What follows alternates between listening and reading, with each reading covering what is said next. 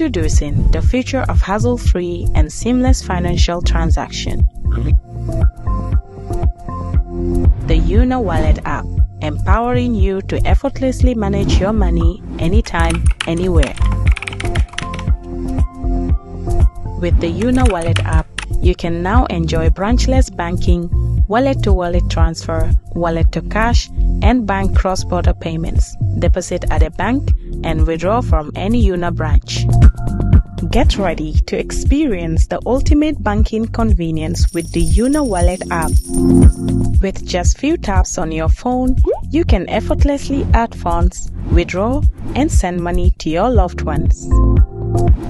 The Una Wallet app also provides a detailed history of your transaction, making it easier to track your expenses. So, what are you waiting for? Download the Una Wallet app today on Play Store or App Store and say goodbye to hassle of traditional banking. Una Forex Bureau Limited, delivering much more than money.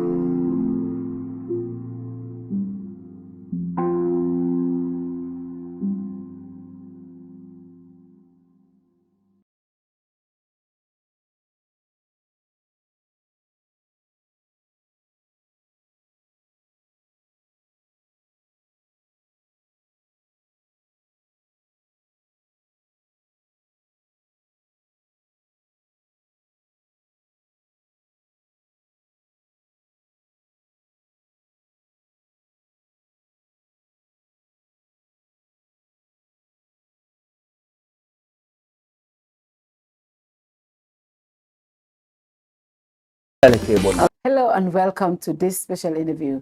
It's another Thursday and we're back here in the studio. It's a day filled with so many news.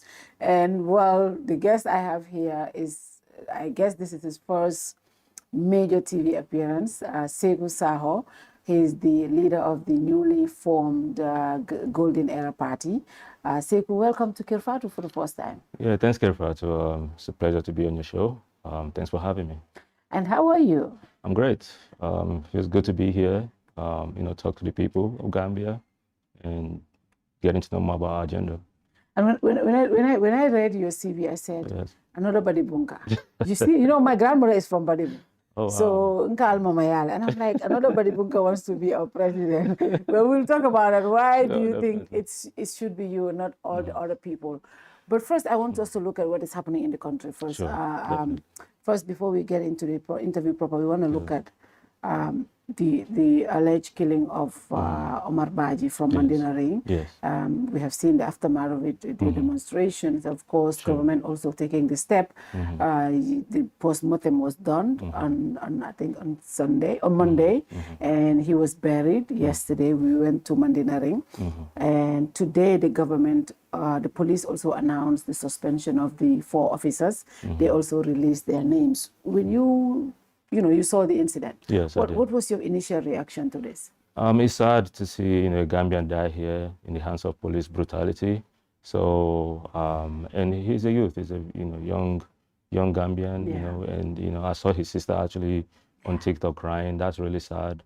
That shouldn't be happening in our country, in our beloved Gambia. We're all Gambians. We're all one. So we need police to be able to protect the vulnerable citizens here.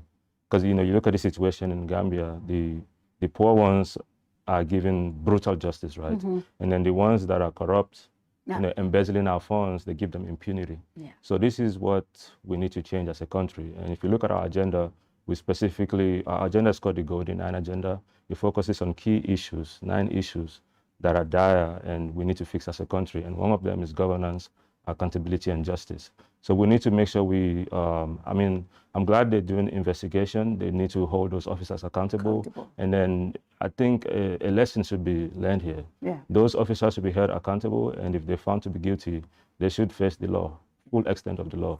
That's not excusable. So our agenda specifically talks about governance, good governance. We need justice reform here. People should be held accountable, and people that are in authority should be able to uphold the values. Gambians should look up to them as a role model. So this is what GEP stands for, and our agenda already covers, some of these things that are already happening. And we will dive into your agenda also. Sure. Just before coming into to this broadcast, the mayor of Kanifing Municipality, Talib Ahmed Bensouda, also just announced the formation of a new movement, Sure. the United Movement, Okay. which they said later will turn into a political party. We cannot dive into it, but it's like so many young people getting into politics. Yeah, it's high time, the youth, like I said, Gambia is a youthful demographic. 65% of the nation is 45 and under. So, and we are the future leaders here. So it's high time, reasonable, common sense leaders that are visionary get into the political landscape. And ultimately, it's up to the Gambians to decide. But, I come from a great, work experience. I've built myself from the ground up. I've created jobs. I've created companies, overseas and here. So I've done my best. And I'm not saying I'm the expert of all. We want to work with all, like-minded, intelligent Gambians. We want everybody to come on board. So that's the great news. He's also that's a new entrant. Yes. So both of you, I mean, he's been into politics for the Yes. past 7 years, 7 I years, guess. yes. But well, that just also coming into the field. Yes. Now let's look at Saikou. Yeah. Who is Saikou Sawo? Yeah. Where do you come from? And what inspired this at 36? Sure. Well, my name is Saikou Sawo. Again, I'm born and raised in Sukuta. My family migrated from Badibu to Sukuta in the 70s, and we've been living there ever since. So I come from a poor family. My grandfather was a farmer. My dad, he was a businessman, but he never had any formal education. And my mom was a grade 9 dropout. So, watching those dailies, those struggles, not coming from a silver spoon, wanted me to work hard for myself. So at the age of 16, I graduated from SO8 High School. I was the best student for the year of 2005. And I got a scholarship to go to the United States for further studies. And back then, we didn't have laptops. It's not like now. Yeah. I used to go to the internet cafe to write schools. So it wasn't easy. This was 20 years ago. Yeah. Back then we buy 20, 30 minutes of time just to be able to get good internet. And you know how the internet is, the broadband connection was so bad back then. But alhamdulillah, I was able to get a scholarship. And then when I went to the US, I was laser focused because even though I was 16, I always wanted to achieve for myself and come back home and empower the people that are left behind. Because as my family, we come from nothing. And then the community that I was in, everybody was supportive of each other, but we all came from nothing. Yeah. So for me, especially going abroad, seeing the outside world, I wanted more for Gambia, not just me as a person. So that determination drove me to work even harder. So when I was in the US, I was working 2 jobs. I lost my dad 2 years after going to the US. So at the age of 18? Yeah, at the age of 18. So that was even more responsibility. My siblings, my mom, extended relatives, and Gambia is not easy. When it's Ramadan, it's hard for people, especially Ramadan, right? People are calling you, sukar sukuro banta, man borsong, the panso ma easy. So I worked twice as hard. There was a point I even had 3 jobs where I was going to school full time. And then I dropped it to 2 jobs. So I was doing all that to sustain myself, get educated. So I did my bachelor's, and soon after I graduated, things became easier. I landed a corporate job. I worked for Fortune 500 companies like T-Mobile, Verizon, Intel. So while I was doing that, I was doing my master's program as well. I did my master's in business with emphasis in project management. So that also helped me to catapult into leadership roles in corporate America. So I went from being a senior technology solutions manager to to a consultant, and then from there I pivoted to becoming an entrepreneur. I launched a company, a startup with 0 clients called SBSC Plus. We are focused on business and technology consulting. We started from a 0 client, and within the first 12 months, we were able to, within the first 16 months actually, we were able to grow into a 7-figure revenue. So that was quite remarkable. Like everything happened, I know it feels like it happened a lot of things happened so fast for me, alhamdulillah, but it was through dedication. And I saw that because, when Watson Gambia said you were 36 and then you graduated at high school at 16, people were like, no, that's not possible. Yes, exactly. It became a whole, controversial discussion. Yeah. So Watson Gambia actually reached out to me. I had to send my WAS certificate, the original certificate from WAS. So, because, you typically would have your high school name, and your date of birth, and the year you graduated. Yes. So when they confirmed that, they had to go back and clarify. And you sent it to me also, because we reported 39. Yes, exactly. And you were like, no, I was 36. Exactly. So I was doing all that. I actually forgot to talk about my U.S. military service.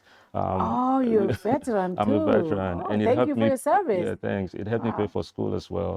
Because, getting the bachelor's and master's wasn't easy. So actually, that actually helped pay for my school. So how many years did you serve? 6 years. Oh, great. Yes, so I launched my company. We did very well. But majority of what we did, as consultants, was to solve issues for organizations. So I come from that problem-solving background. I'm not those, people that sit and complain. For me, it's like, what is the solution? If we're not sitting and creating solutions, then let's not even talk about it. Yeah. So while I was working, my company was doing well. We hired a lot of consultants. Obviously, it's not a one-man company. I was good in the business and technology aspect, while other people in cybersecurity, in different roles within the organization. So everything was going great, but during the pandemic, a lot of things changed. I started thinking more about home. So when I came back to the Gambia, we relocated here. It's been almost 5 years now. We were thinking of different ventures to get in. Real estate was one of the first of them.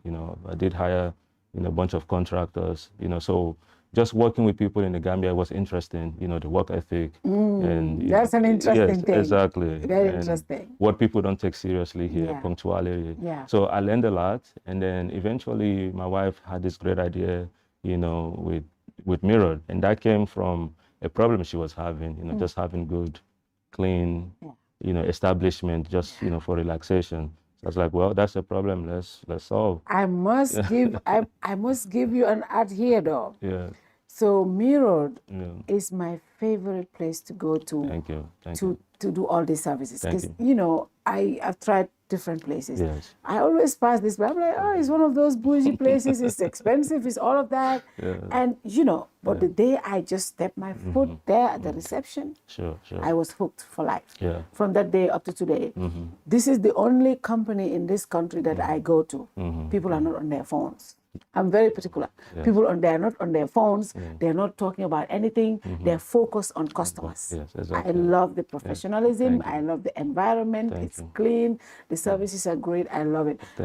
Before I go to America to do all of these things, but now when I'm traveling to America, I do everything here. When I go to America, I don't do anything. Trust me, I love the service. That is something, not an advertisement, from the bottom of my heart. That's my experience with thank Mirror. you. And I appreciate the honest feedback. And that's what we as Gambians need to be proud of. When we create companies, organizations, we need to be intentional. When my wife had this great idea, I was like, hey, I love it, but we need to be intentional, because coming back home means a lot for me. Living in America, wanting to come back here and invest, empowering Gambians. So I wanted it to be an organization that has global branding for the Gambia. So when people see it online, they're like, wait, is this in Gambia or is this in US? So when we first launched, a lot of people was asking, wait, is this US or is this Gambia? It's like, no, this is Gambia. So it puts Gambia, it gives it a good image as a country, because I've traveled to over 12 countries within Africa. And Mirror stands out in every way possible. So when we talk about national development, other Gambians, we want other Gambians to think in that trajectory. Do something that will represent not just you but your country at large. So other people will be like, wow, these Gambian people are pioneers. They, when they say they want to do something, they get it done. So when we were building Mirror, this was the aim. We wanted it to stand out. We wanted Gambians to be proud of it. And we wanted it to be a beacon of hope. Like Gambians in the diaspora can come back home and invest in their country. It's difficult, it's challenging. We do have bureaucratic hurdles, but it can be done, with the right infrastructure. And we that are already here and established, we can we can lend our support to those coming in, give them mentorship, advice. I've been through some, some hurdles here, and I can tell them the way to go about things so that way they don't have to go through the same struggle that I did. This is empowerment. This is how we should think as a country, because it will take Gambians to fix Gambia. Yeah. We don't expect foreigners to come fix our country for us. True. So when we built Mirror, it was based on that intention. And after building the company, right, it's good to have a nice looking organization. It looks good on social media, but then people should get the value for their money. That's true. So for me, customer satisfaction is key. It's not the money, right? And I tell our employees, if the customer is not happy and your service sucks, we have to refund that customer. For me, it's not the money. Yeah. So that's why we took our time. We invested over $10 million just in training, from soft skills, like, just how to talk to customers. Yeah. When a customer comes into a business, you should welcome the customer in. They shouldn't have to say hi to you. Some of those soft skills, being on the phone, coming to work dressed in the appropriate uniform. You come with the wrong attire, we're sending you home. Yeah. So those are soft skills that people overlook here, but it defines the business, it defines the structure. So, and these are the discipline we want to instill in young Gambians, because in the future, we want them to be a success. We want them to, 85% of the employees who started today are still working for us, right? So that tells you we're big on employee retention. Yeah. The ones that we let go, they're not ready for change. Yeah, so we want to invest into the right people. We want to see them succeed. In the next 5 years, Mirror could be a franchise. I want to see them being CEOs, director, So this is the vision I have, and it's not just as a businessman, but I want to empower the next, generation to be successful. Yeah. That's interesting, and I must tell you, like I said, that vibe is there. You have to try to see it. Yeah. Now, 5 years since you came back, 5 years checking the environment, seeing what is happening in the country. What did it take for you to say, look, I want to join the change makers. I want to be part of the change. Yeah. I want to change. What really happened? What happened? So there was a lot of issues, right? I've been here for 5 years, and I noticed the key issue for me with most of these parties that have been formed and why Gambians are frustrated, right? They form a party without an agenda. People don't even know what they stand for. We don't know what their core values are.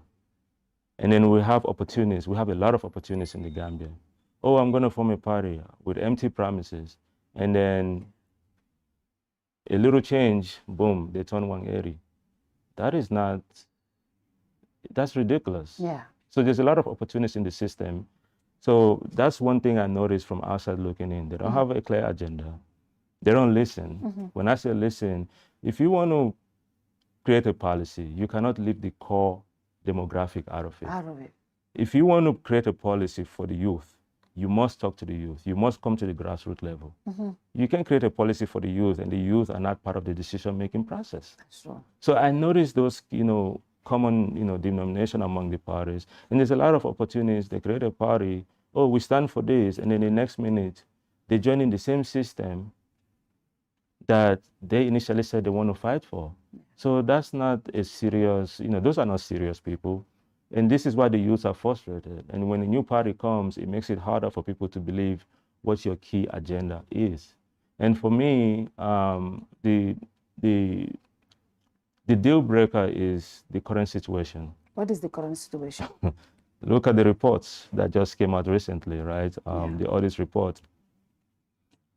Our nation, they billed us, through procurement, over $65 million. And this, to procure rice. Yeah. First of all, as Gambians, why are we still importing rice? If the major staple in the country is rice, we eat rice and bread more than any food. Any other thing. So first, that was my key concern. Oh my God, we are still importing rice after 60 years of independence. Ridiculous. Yeah. But not just that. The report actually showed, was it anyway, 2021 to 2023, 17,000 was delivered instead of 60 something. Yeah. So that means only 1/4 got to the people that it's supposed to serve. The other 40 something thousand, they never got to the people that needed it. And this was for the COVID. Yes, exactly. Yeah. And these are women that were struggling, that were laid off of job. Gambia has the highest unemployment rate in the region. And then how callous could you be to still not deliver those? That's even that's actually a national embarrassment. That's the economic crime. Yes, exactly. So seeing, and a lot of this, rampant corruption has been happening, not just because of the audit reports came out. I've been here, I've tried to create, I've created businesses, but I've tried to look into other sectors. But then it's very difficult for Gambians to get it, to get into those.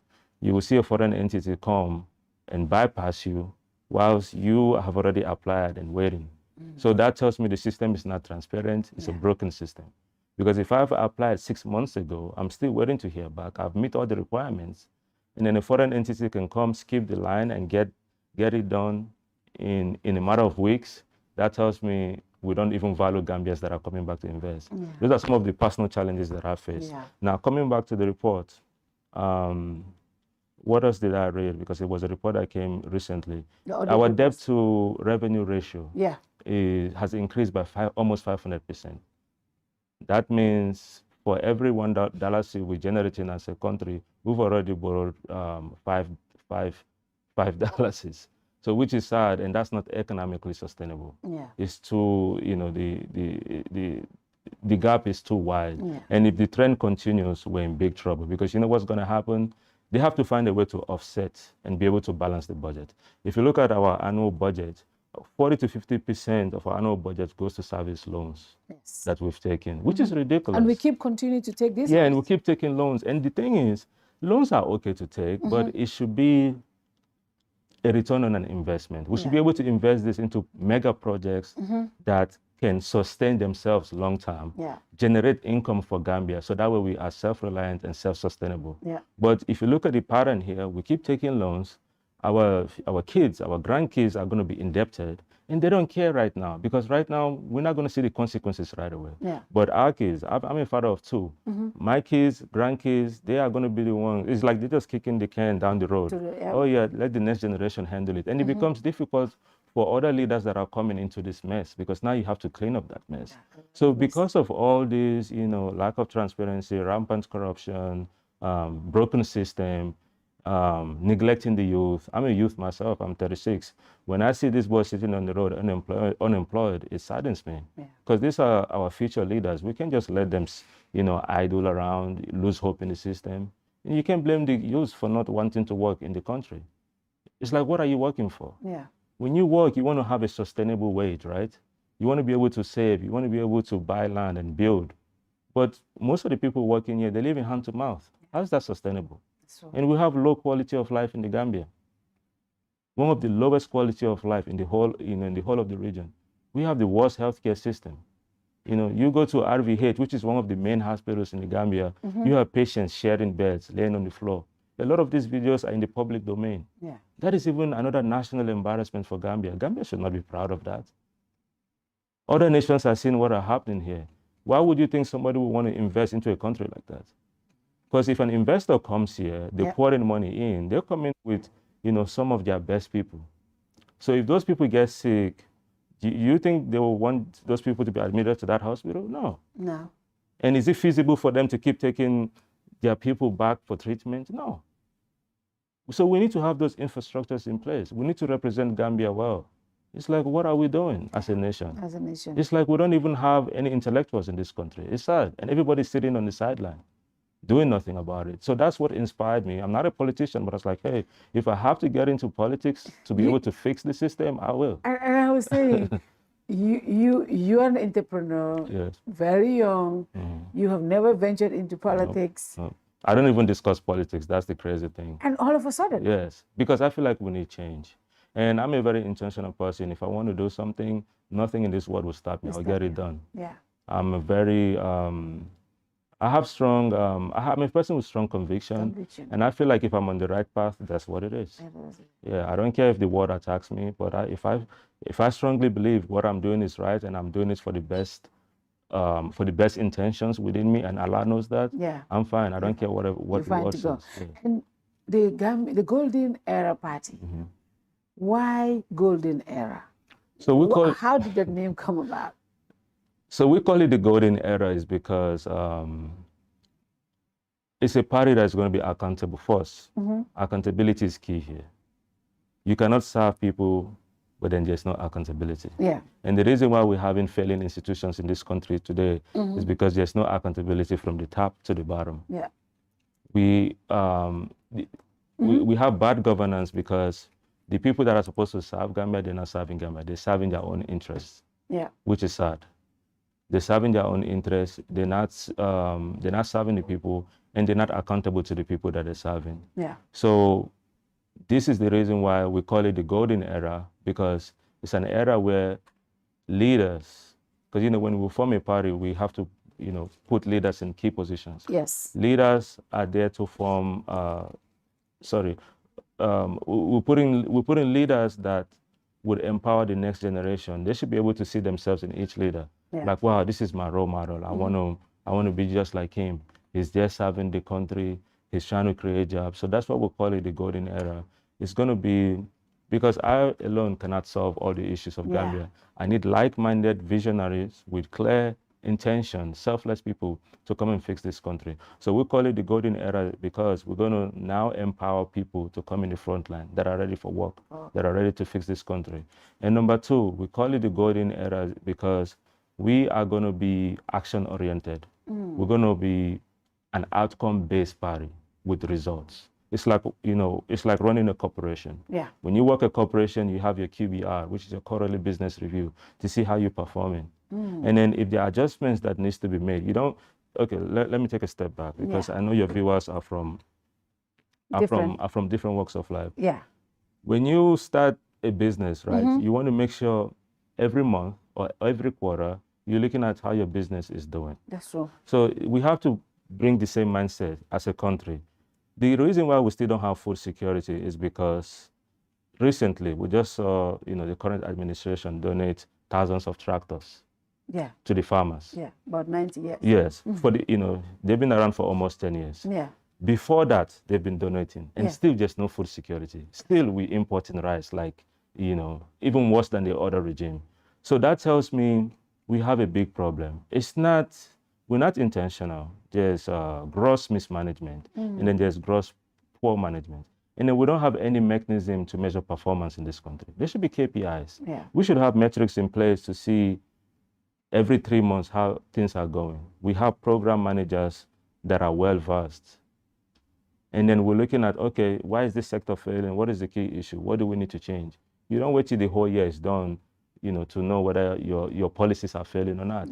You should be able to measure it. It's just like running a corporation. Yeah. You know, the same thing, even mirrored as a company, I do that all the time. I look at the books, I'm looking for growth, I'm looking at the staff's performance, where else can we improve? There's always room for improvement.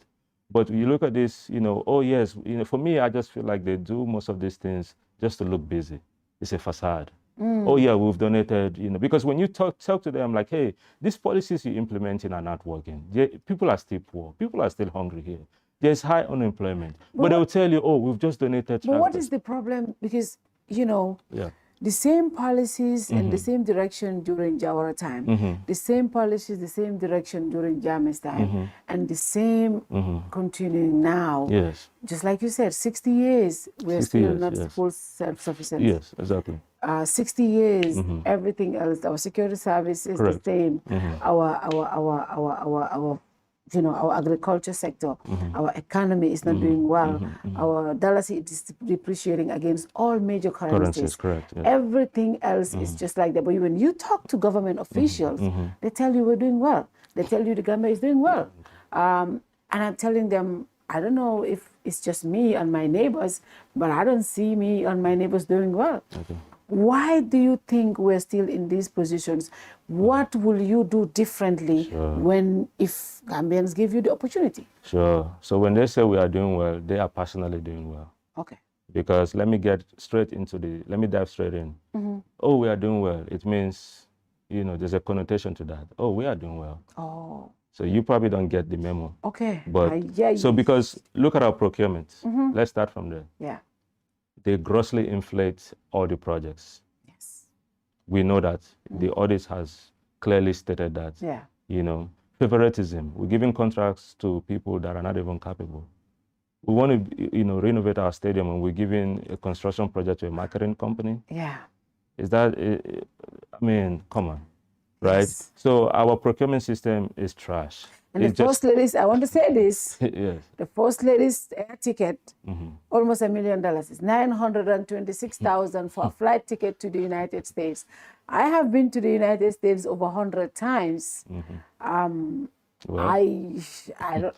Yeah. So our procurement system is bad, and we have a lot of waste in our system. Yeah. And the waste is because they like it to be there, and they want the waste to go unchecked.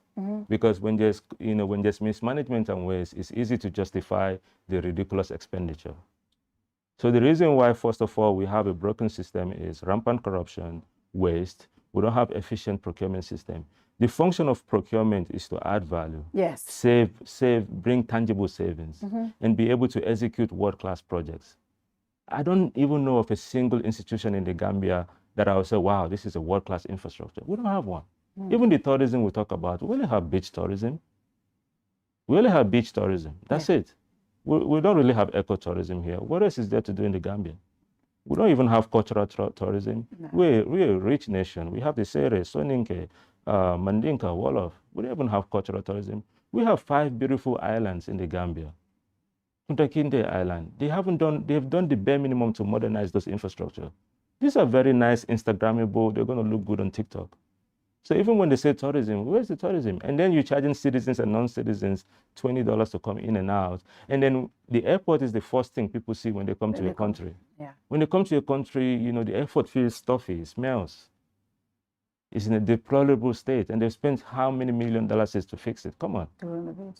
You don't even have to be an intellectual to see, oh, what is fixed here? Because it looked better in the time of Jamaica now, which is a shame.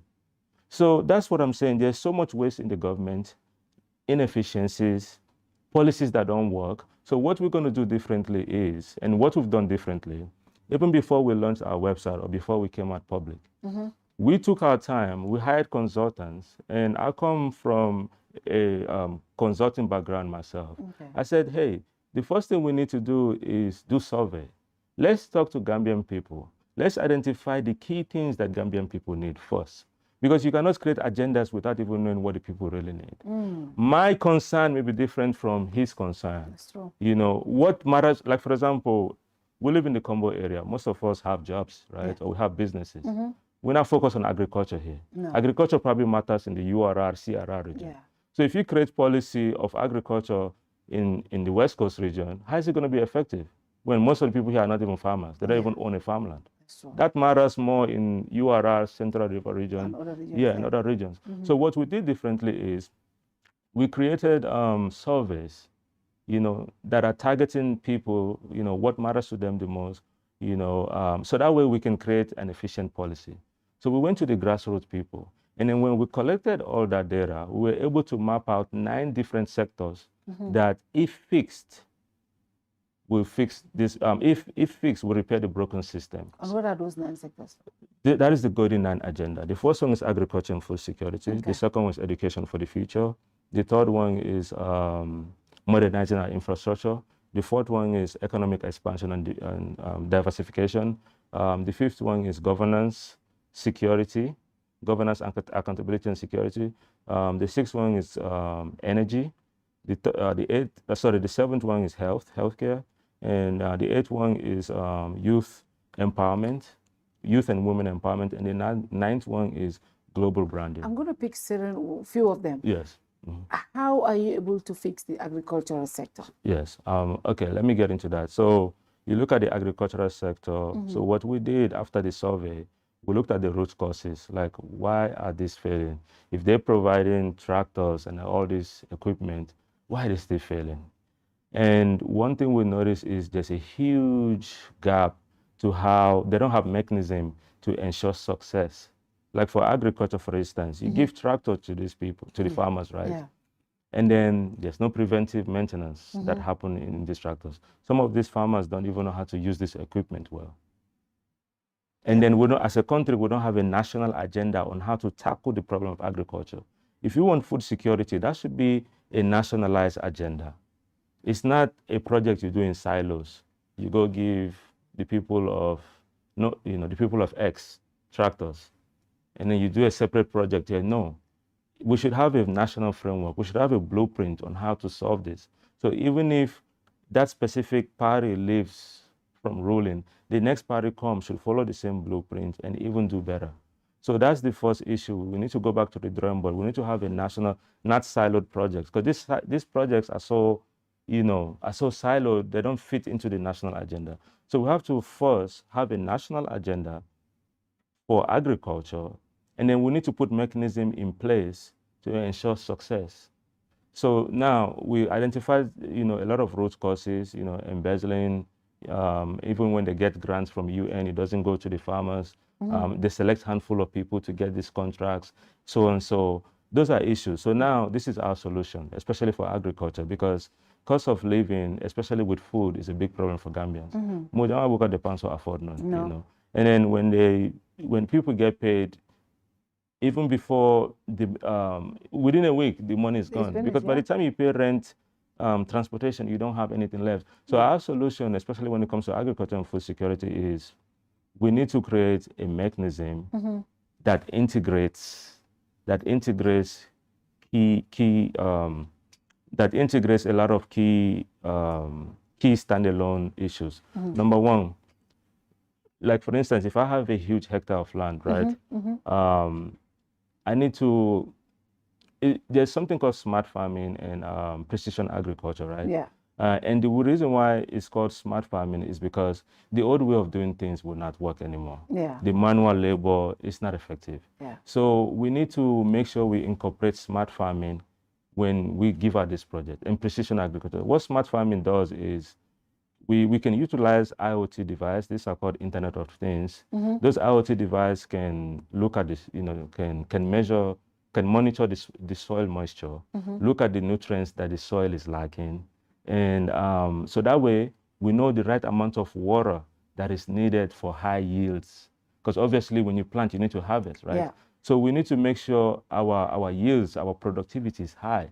So we need to put, and of course, you cannot farm without using fertilizers. Yeah. So now if you know, okay, this is what I'm planting, and this is the nutrients that my soil is lacking, right? And then you have this you're implementing smart farming. You know the right fertilizer that you actually need to boost your crop. Yeah. So we need to make sure we use technology. We cannot succeed as a nation if we turn our back on technology. It's not going to happen. And we can do precision agriculture where we focus more on mechanized farming, especially when it comes to cultivating rice and a lot of this flour for our bread. We need to put, we can do mechanized farming, have hectares and hectares of land that can produce, we can even have surplus that can be exported overseas and solve our problems. And then, so smart farming and precision agriculture is the best way to go to ensure productivity. And then we need to integrate the system. When I say integrate the system, as a country, right, that wants to tackle food security, we should have a digital application that is powered by blockchain. So that way there's transparency across the board. And then we can solve the issue of price control in this country. I'm a business person. I like free markets. Yeah. But you want to make sure that free market is also competitive. And you want to make sure these farmers that are in the rural areas, they don't have the resources, they don't know how to reach out to buyers.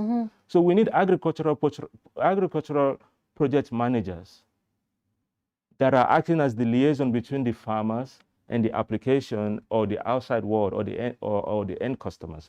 So when you digitize and integrate, so what are we integrating here? The buyers. The buyer. Yeah. So when the produce is done, right, you can easily find buyers. You don't have to struggle. You don't have to.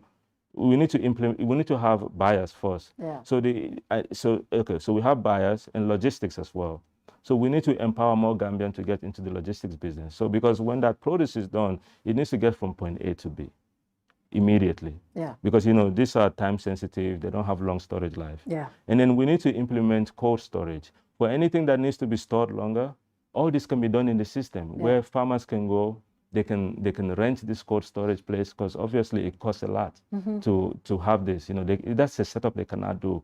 So the government would erect this cold storage. It's an investment for the government. Yeah. So that way, because look at, we have there's a lot of countries today where whether it's mango season or orange season, they still have, those food stuff. Yeah, they do. Yeah, exactly. You don't have to struggle. Yeah. And then we're eliminating wastage. A lot of produce actually end up in the trash because they couldn't find a buyer, and we don't have a better means of storing them. So once we have those cold storage, all this can be done in the system. If the farmers are not educated, that's where the project managers come in. So we have buyers, we have logistics embedded into the system. We also have price mechanism where the sellers and the buyers can determine the market prices. And that would eliminate middlemen, because all these middlemen, what they do is exploit the farmers, right? And we want more transparency, we want better control. So that's why we are going to do things differently, because now we're going to empower the youth to get into farming. A lot of our youth think farming is a poor man's job, but it's not. It's not. You go to developed countries, and even developing countries like Rwanda, the farmers are the rich people that are doing it, right? So now we're putting a mechanism where that will assure guaranteed minimum price. So the government is providing these amenities, but the government is not saying, it's not dictating the price. The market is doing that in the app. If you produce oranges, you want to sell for $100, and then somebody else can sell it for 50, people are going to go to the farmer that's selling it for 50, right? Yeah, exactly. So that's how you ensure guaranteed minimum prices. Yeah, and then people will know the market rate. You can go into, it should be something public. You can go to the app and be like, whoa, this oranges cost 50. So why is this retailer down the street selling it for 150? But it also creates competition. That's where competition comes in. Because if X, Y, Z are all farmers, they're all, they're all looking for buyers in the application, right? So the buyers are, obviously the buyers will be negotiating prices, right? Depending on the volume they want, but at least we Gambians have a general idea of what the market rate is. And we can stabilize the rate, because in economies, the supply and demand forces that determine the market rate. So if we empower more people to get into mechanized farming, and then we're able to force competition, we can stabilize the market that way. Well, how are we able to do that with an economy like this that we have? Our dollar is depreciating against all major currencies. The bulk of our money is from the diaspora, remittances. The revenue authority is raising about 23 billion, but that doesn't cover our budget. A lot of our budget comes from subvention from the donor partners. The minister told us that the National Assembly, the first quarter, we haven't received anything from the donor partners. Like you said, we're paying a lot of our money to our loans. To service the loans. How are we able to do this project with that kind of economy? How are you going to give us a vibrant economy as a government? How do we do that? Yeah, so, like for every country, for us to be self-reliant, we actually have to put the right investment in, investing into agriculture, investing into the healthcare. But right now, I know we focus on agriculture, right? Yeah. And we want to put technology in there. We want to educate the farmer. Yeah. Like the application, the tool I'm talking about, it should have like an e-learning tool. So that way farmers can, no matter what language you speak, English, Mandinka translation will be there. And then, we can also incorporate drone technology to monitor pest control and early diseases in the crops. So now, to be able to fund this project, there are different ways we can actually raise funds. We can issue treasury notes, right? Yeah. And look at the diaspora. They support the economy so much, but they are left behind. So as Gambians, I think we need an all-inclusive government. Everybody needs to come on board, for a productive Gambia. If the youth really are hungry for change, we want them to be all in. Everybody needs to be productive. So there are different ways we can pay for this. We can issue treasury notes. We can even have diaspora bonds. Yeah. So two things that's going to do is going to force diasporans to even want to come home, because now they're investing into the economy, and then we're giving them return on their investment. Yeah. So we can issue diaspora bonds, and specifically, that would be for programs like this, where we can also give them a report back. Well, you remember the 20 million we raised from the diaspora? We have cold storage, we have in technology, we have agricultural project managers that are monitoring progress from each of these farmers. We have a robust supplier base. It's easy to find buyers now. The buyers are the hotels, the schools, the businesses. And then we're also encouraging manufacturing. All this is embedded in an integrated system. We're using blockchain technology to ensure there's transparency. So now we're solving the problem of agriculture. More people are buying in the economy. More youth are getting into farming. Yeah, logistics will become a big business here, because everybody will want to start moving points. That's how you start to get great economy. Our project managers, the agricultural project managers are teaching the farmers on how to use modern techniques, how to boost. You just don't apply fertilizers, waste them. You need to know where. You can use these technology devices to determine the adequate amount that your crop needs. Because most of them, they just waste these fertilizers or waste water without even knowing how to apply them. So we're not only, so now we're educating them. There could be an e-learning section within the application where, they can learn. And we have to force them to learn. Because if they don't learn, the next generation wouldn't learn either. So we have to make sure, hey, for you to be able to be part of this government program, you need to make sure you're learning. And then somebody is verifying within the application that, yes, this person has taken this course. They can continue they can continue to participate. You have to force people to learn. You cannot be an innovative country if majority of the people are not learning. So we want to empower people by educating them, and they should know the benefits of this. It's like you want somebody to change, you have to sell them what the benefits are. And then obviously if they know, oh, wow, I'll be able to even get more money, I'll be able to produce more crops just by using these techniques. Oh yeah, sign me up. People are going to be begging you, oh, what else can we do to even increase our production? A farmer that barely makes $500,000 a year, you show them a technique where they're making 2 million. Fatou, they're going to be calling you the next day. What else can I learn? Because next year I want to make 5 million. So now you're making farming a whole business. You don't even have to tell the youth, get into farming. They'll be like, hey, when can I sign up? When is the next? Yeah, exactly. And that's how you motivate people to get into farming. And then you're connecting them with buyers easily. They don't have to struggle to find buyers. Their job should just be to farm, and then the buyers would easily find them. We can get stuff from point A to B. We put in an e-learning tool, and now that's where the manufacturing comes in too. And that's where, from manufacturing will create the most jobs, because what manufacturing does is add value. They're getting these raw materials within the Gambia, they're processing it into finished goods, and we can create thousands of jobs. Because anywhere you add value, so we need to have a value chain. Agriculture should go in with agribusiness, where we're creating a value chain. Because the manufacturers, yes, the hotels use, they buy food, right? They want fresh materials, but the manufacturing will be their biggest customer. Because now they're processing that into, we love Domoda in this country, right? So it's easy. It should be easy to find manufacturers that are willing to come here, because they know Gambians love Domoda. So we should not be importing commodities like peanut butter in this country when groundnut is rampant here. And we need to also diversify our economy. We can't just be Gambia is already blessed. We have the best soil. We should look at other cash crops that would easily bring money. Not even just within Gambia. That we can look at Kenya. Kenya makes $3 billion from exporting flowers. Some of those flowers they use in our perfumes today. In Gambia, I was doing my own research. We do have the climate to support, those type of flowers. So we need to think outside of just granite and, mangoes. We should look at other cash crops that will give us high dividend. This is how we're supposed to think as a nation. So now, coming back to your question, right? We're having all this integrated system in place. The manufacturers. So once we have those systems in place, there'll be more manufacturers, because now they know where to find, there's no middlemen that are exploiting the farmers.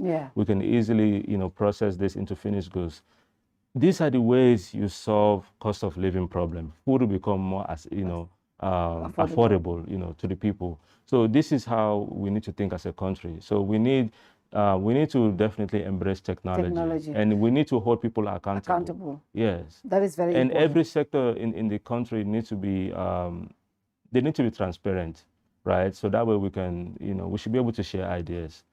Policies that are not working, and we've tried them over and over. That needs to stop. That needs to stop. And when I say Golden Era as a party, we're going to challenge the status quo.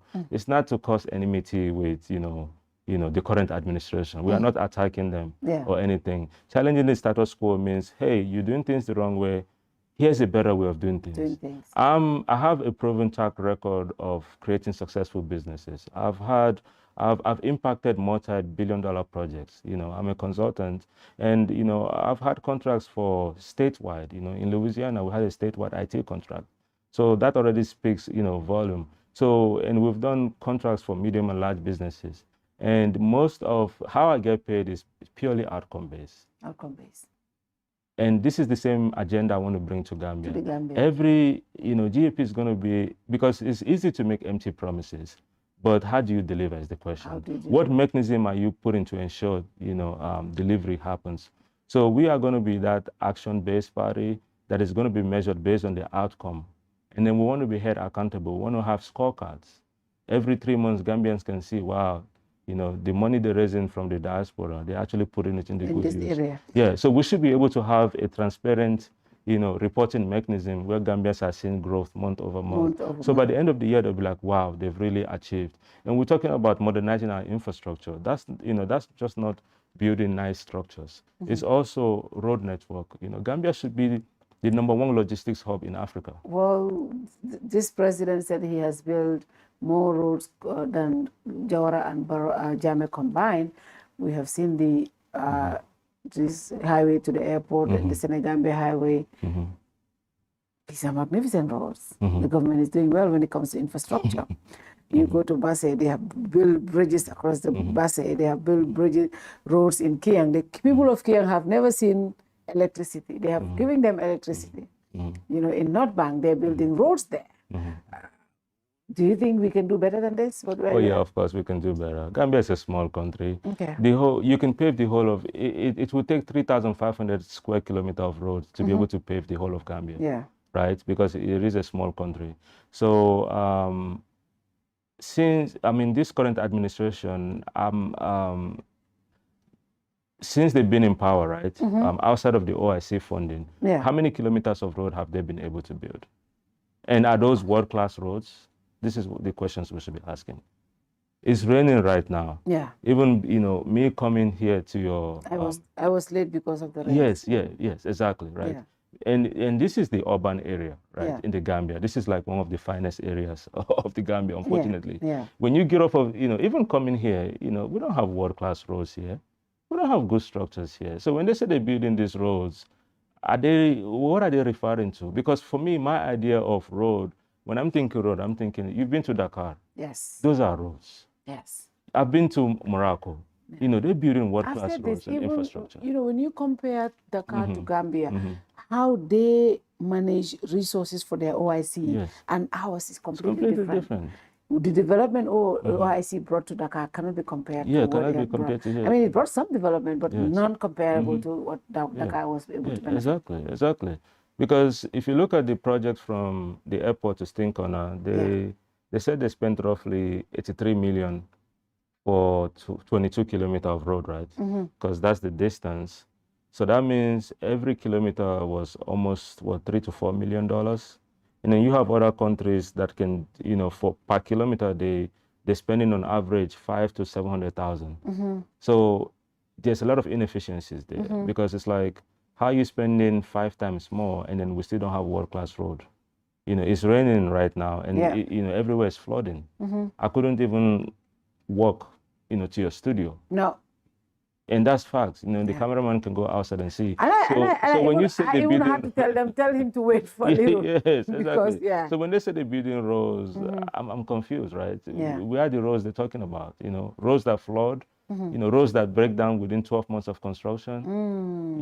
Those that's not intentional. Yeah. So what we're going to do differently is we want to modernize our infrastructure. We want anybody in any region of the world, when they come to Gambia, they're like, wow, they do have world-class roads. And for me, as Gambians, right, we should modernize our infrastructure because it makes the country also look good. When people come here, they give us our due respect because they'll be like, yes, these are hardworking people. They fix their road. And Gambia is already blessed. We have the Atlantic Ocean. We have the River Gambia.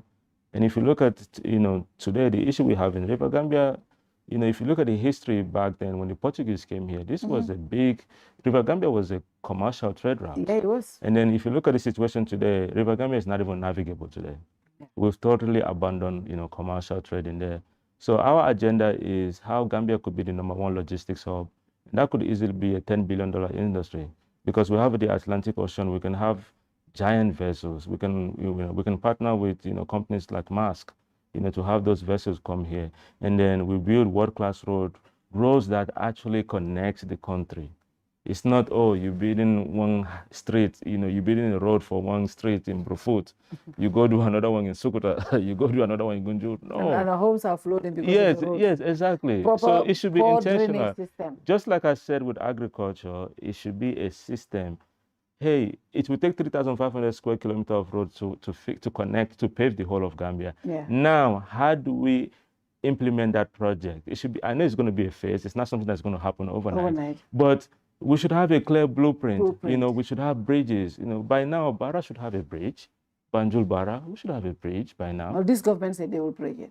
Yeah, but they've been saying that for how long? They've been in the regime for 10 years. How long is it going to take? Maybe next from Banjul to Barra is what, 10 miles? Maybe next time. 10 miles. That's all it takes. Maybe next time. But those are things that they should prioritize because women struggle. Yeah. You have people waking up 3 a.m. in the morning just to be on the first ferry. And you have lines. That's not an efficient country, especially in the capital, Banjul. They should create a bridge. It's only 10 miles. 10 miles. And then the ferry should be optional. Those that want to use the road, go on the road. Go on the bridge. Those that want to use the ferry, use the ferry. And then not those deplorable ferries. We need good ferry, not these, second-hand refurbished ferries from Europe. Look at the ferry Senegal is using. You can't even compare to the Gambia. It's like day and night. A country that cares about its people would not put them in those old, crappy ferries.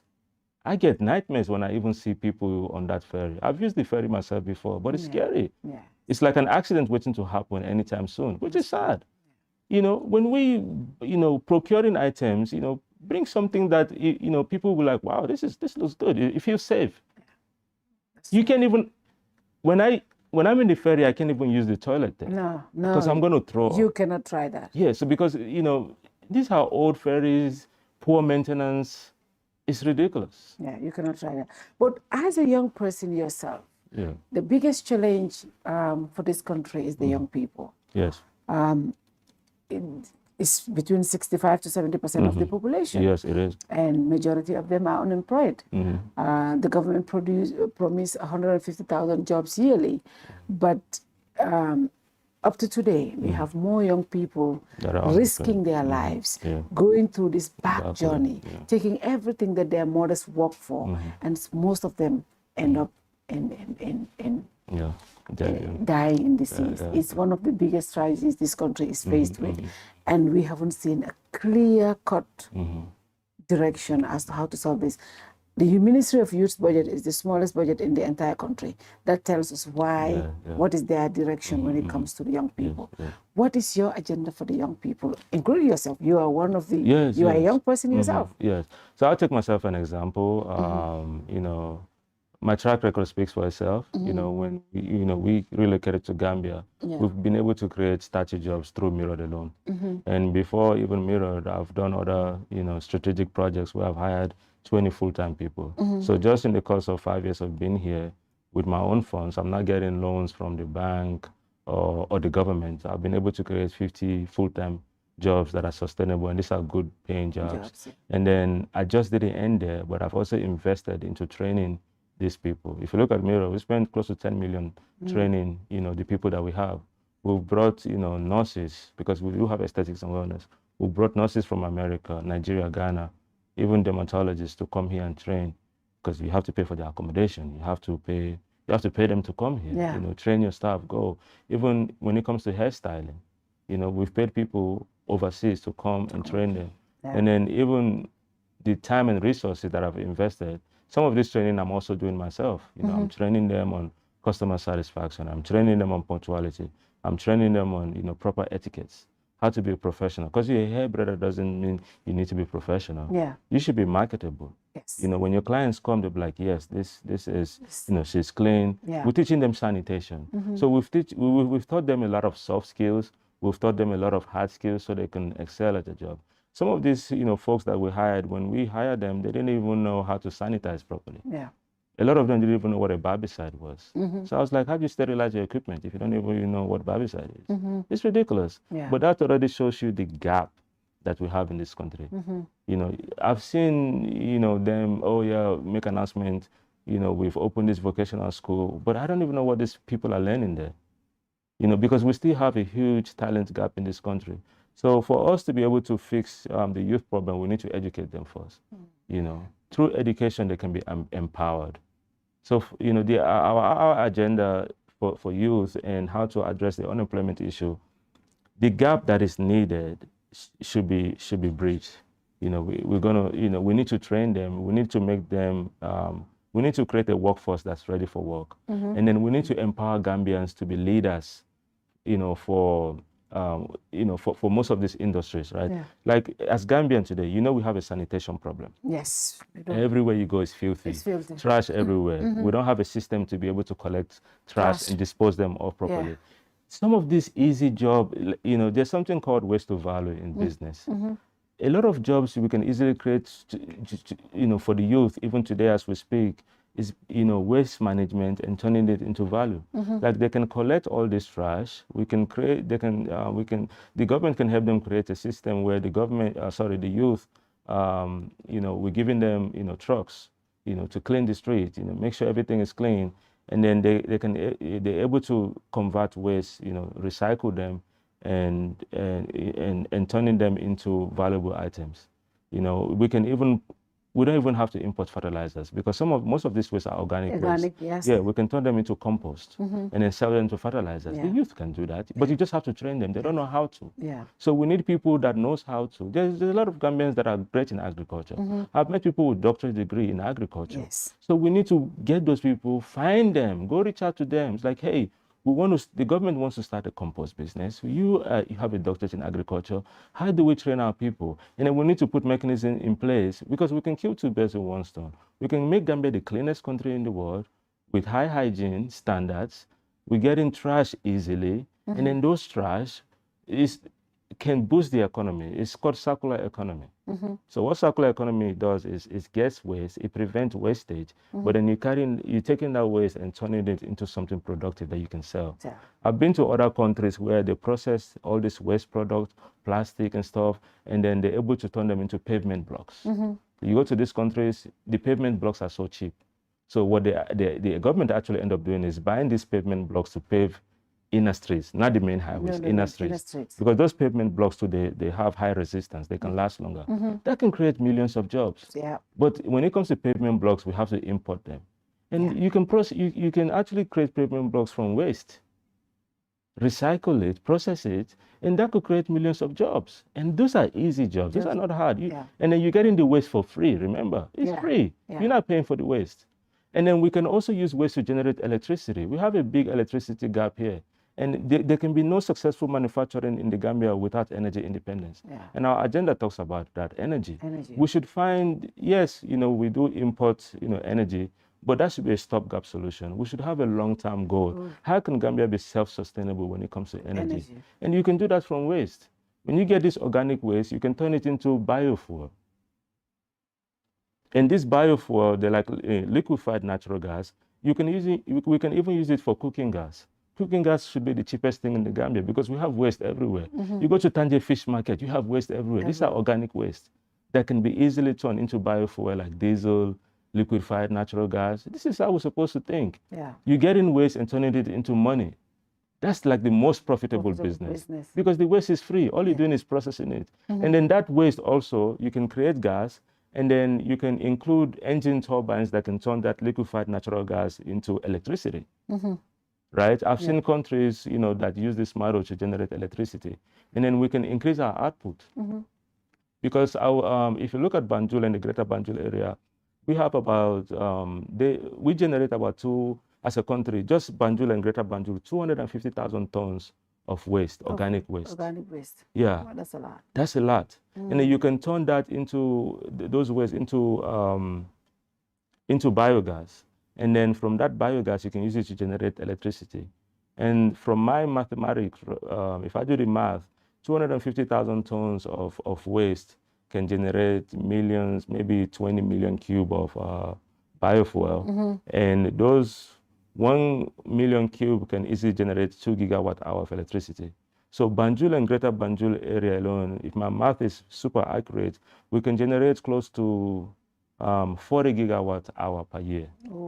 And then as a nation annually, we consume about 450 gigawatts hour of electricity. Yeah. Between 400 to 500, it fluctuates every year. So through waste, we can actually generate up to 40 gigawatt hour, which is 10% of what we consume. And this is just the greater Banjul area. So imagine if we do that for the other 5 regions, CRR, North Bank, Lower River. We can actually produce maybe another 300. And once that is done, it will be so cheap because we have abundant energy. And that is just waste alone. Now with, and they can even supply NAWEC, right?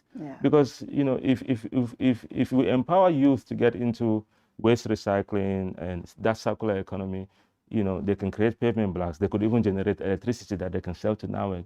And we have abundant sunlight in the Gambia. Why don't we have our own solar manufacturing pioneers? We have abundant of sunlight. Yes. As a country, we should be able to be producing our own solar panels. So what that does is it will make solar panel cheap because it's made here, and then we can have residents. They can sell it to residents, the whole of Gambia at a subsidized rate, where that solar energy too, the excess, there's something called net metering in electricity. So when you generate excess, then you can use it goes back to the grid, and then now we can give you credit for that. Well, yeah. So we wouldn't have this issue of cash power because we're a small nation. Cash power will be so cheap, and countries will rush here because we have cheap energy. Sunlight alone, you can power your whole house because we have sunlight 9 months. Even in the rainy season, it doesn't rain every day. No, we have very little rainfall. Yes. So through solar energy alone, we can be self-sufficient. And the waste that I'm telling you about, we can generate 300 gigawatt hour extra. And you can have manufacturers, you cannot have a industrialized nation without energy. No, you cannot. Yes, exactly. So we can quickly solve these problems and empower the youth. These are not complex projects. A lot of people will tell you these are fine ideas, but it's the implementation and the resources to do it. Because we just have to put the resources into good use. We need to be organized. Yeah, we need to be organized. We cannot be a country that continuously mismanage resources. We have not just mismanagement, but poor management. Poor management. And the poor management comes from the leadership. Wow. Because they don't have a good mechanism. Mismanagement happens because there's poor management, very poor oversight. The people that are running the projects, they don't even have deliverables. It's like I give you a project, I didn't outline the deliverables. You don't even know what you're supposed to do. Just messed up. Yeah. So you should have deliverables. And I should be paying you a salary, or you should have performance review, like, oh, yeah, this deliverable is done. We should have a checklist. Every department in Gambia should have a checklist. Yes, we've been able to achieve this.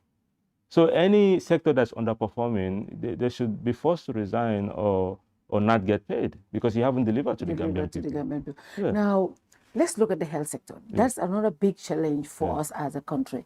I mean, the president's mother had to travel to Senegal for treatment. I tell people that only tells us what is the state of our healthcare system. You can tell me our healthcare system is good. I'm just going to tell you, well, if it was good, we would not have the first family going to Senegal. They will be treated in this country. What is your agenda when it comes to the health sector? Yeah, for healthcare, something, not just me, I know Nene. And you know what? I want to congratulate you on that, though. And that's what I love about your party. Your running mate is a female. And you have a running mate system. That is amazing. I am one advocate for women in leadership. I am one advocate for women in politics because I believe something. When women put their mind to something, they get it done. And having her, I want us to talk about her in a bit, but I'm excited about that. Having a female as your running mate and somebody so outspoken, vocal and all that stuff, we'll talk about that.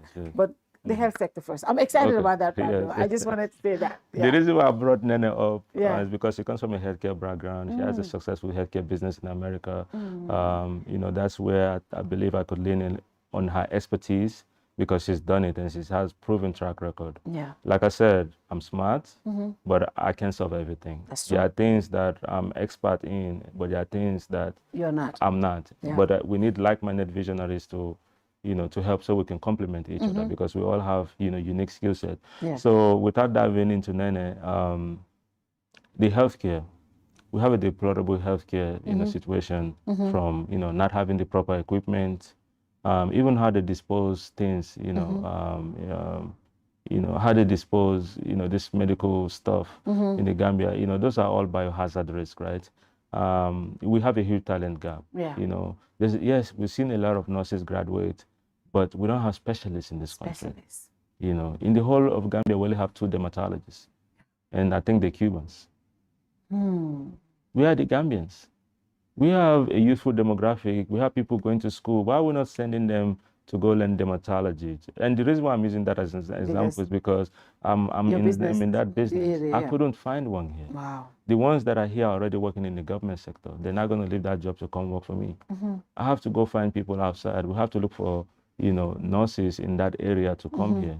So it's sad, but that's where we feel like, the government have to step in. We have to look at key sectors, especially healthcare. Yeah. We should not have scarcity of, trained, seasoned Gambians. That's a national priority. And if you look at our Golden 9 agenda, healthcare is on the list. So, and we also need good, not just good equipment, but state-of-the-art infrastructure, in West Coast region. West Coast is the most densely populated, right? We should have at least 3 state-of-the-art, magnificent, I'm talking about hospitals that can accommodate 20,000 people. Yeah. We should have 3, at least minimum 3. And in each region outside of West Coast, like North Bank, Lower River should at least have 1 in those to start. Because obviously we cannot come out here and say we're going to build 100. Yeah. That's not feasible. So these are things that we should prioritize over everything else. Yeah. Because if you look at all this excess, unnecessary spending, people partying, no accountability, within the sector, these are all funds that can easily, if you look at the report, right, that just came out today in 2021 to 2023, close to $50 billion. We're talking about almost $800 million. Yeah. And we could have used that to build, a proper healthcare infrastructure. Yes. Yeah. And then we need to train. Like I'm saying this, right? Gambia can never be self-reliant if Gambians don't take the lead. Gambians can never be self-sufficient if Gambians themselves don't know how to be experts in healthcare, in agriculture, in manufacturing. So we need to empower Gambians. That's why our agenda is just 9. And we are focusing on agriculture, food security, modern infrastructure. We need Gambians that are great at construction. They need to see, wherever we're building as a nation should be world class. We should be able to compare ourselves to be better than Senegal in terms of world class infrastructure. But you can't do that if Gambians are not into construction or they don't know how to. Yeah. So that's why it's important we educate our people. We train them. We have vocational school, boot camp. And we're bridging the gap. Right after high school, we're incentivizing private sector to also hire them. We should have a program, especially for entry-level workers. Somebody can go to GTI, be an electrician, but they don't know where to work to get the experience. So we can bridge the gap. Like, Fatou has an electric, construction company. She even has a contract. Like, hey, Fatou, we'll give you, tax breaks.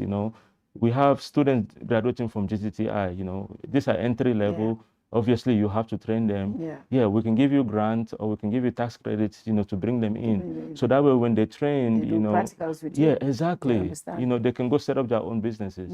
So, so in terms of healthcare, we're doing really bad. We have the deplorable healthcare system. And unfortunately, it's sad to see our leaders go to other countries, but they have the privilege.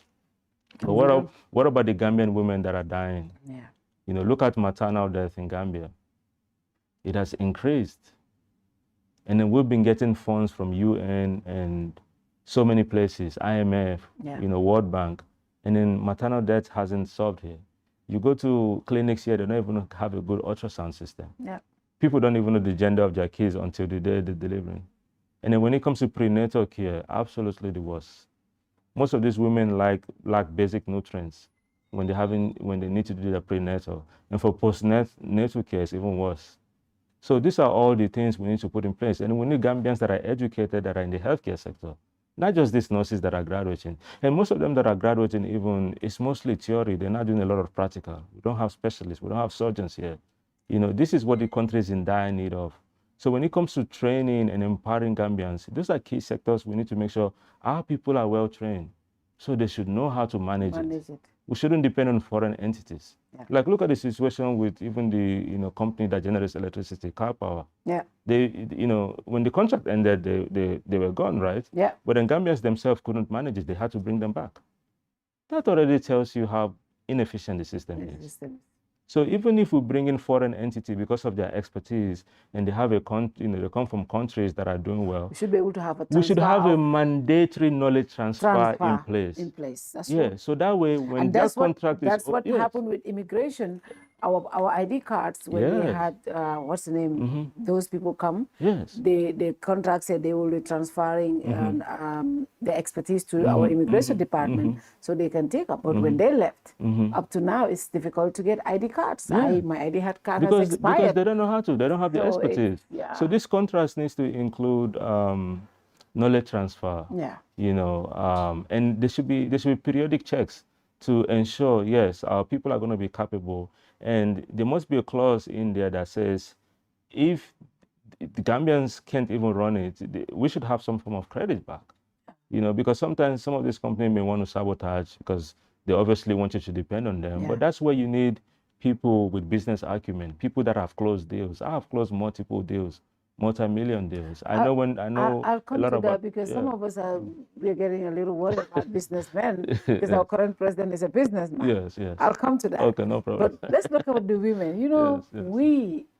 We elect leaders. Yes. We the women. We are majority. We are, I think, 55% of our electoral. Yes. So whoever we embrace, whoever gives us the best policy, yes, of course, should be the next president. Yes. What is your plan for the Gambian women? The ordinary Gambian woman wakes up at 5:30, 5 o'clock, go to the market to sell their produce, sell those produce, do their nduga, come back home, cook that meal for their family, go back to the furrow in the evening.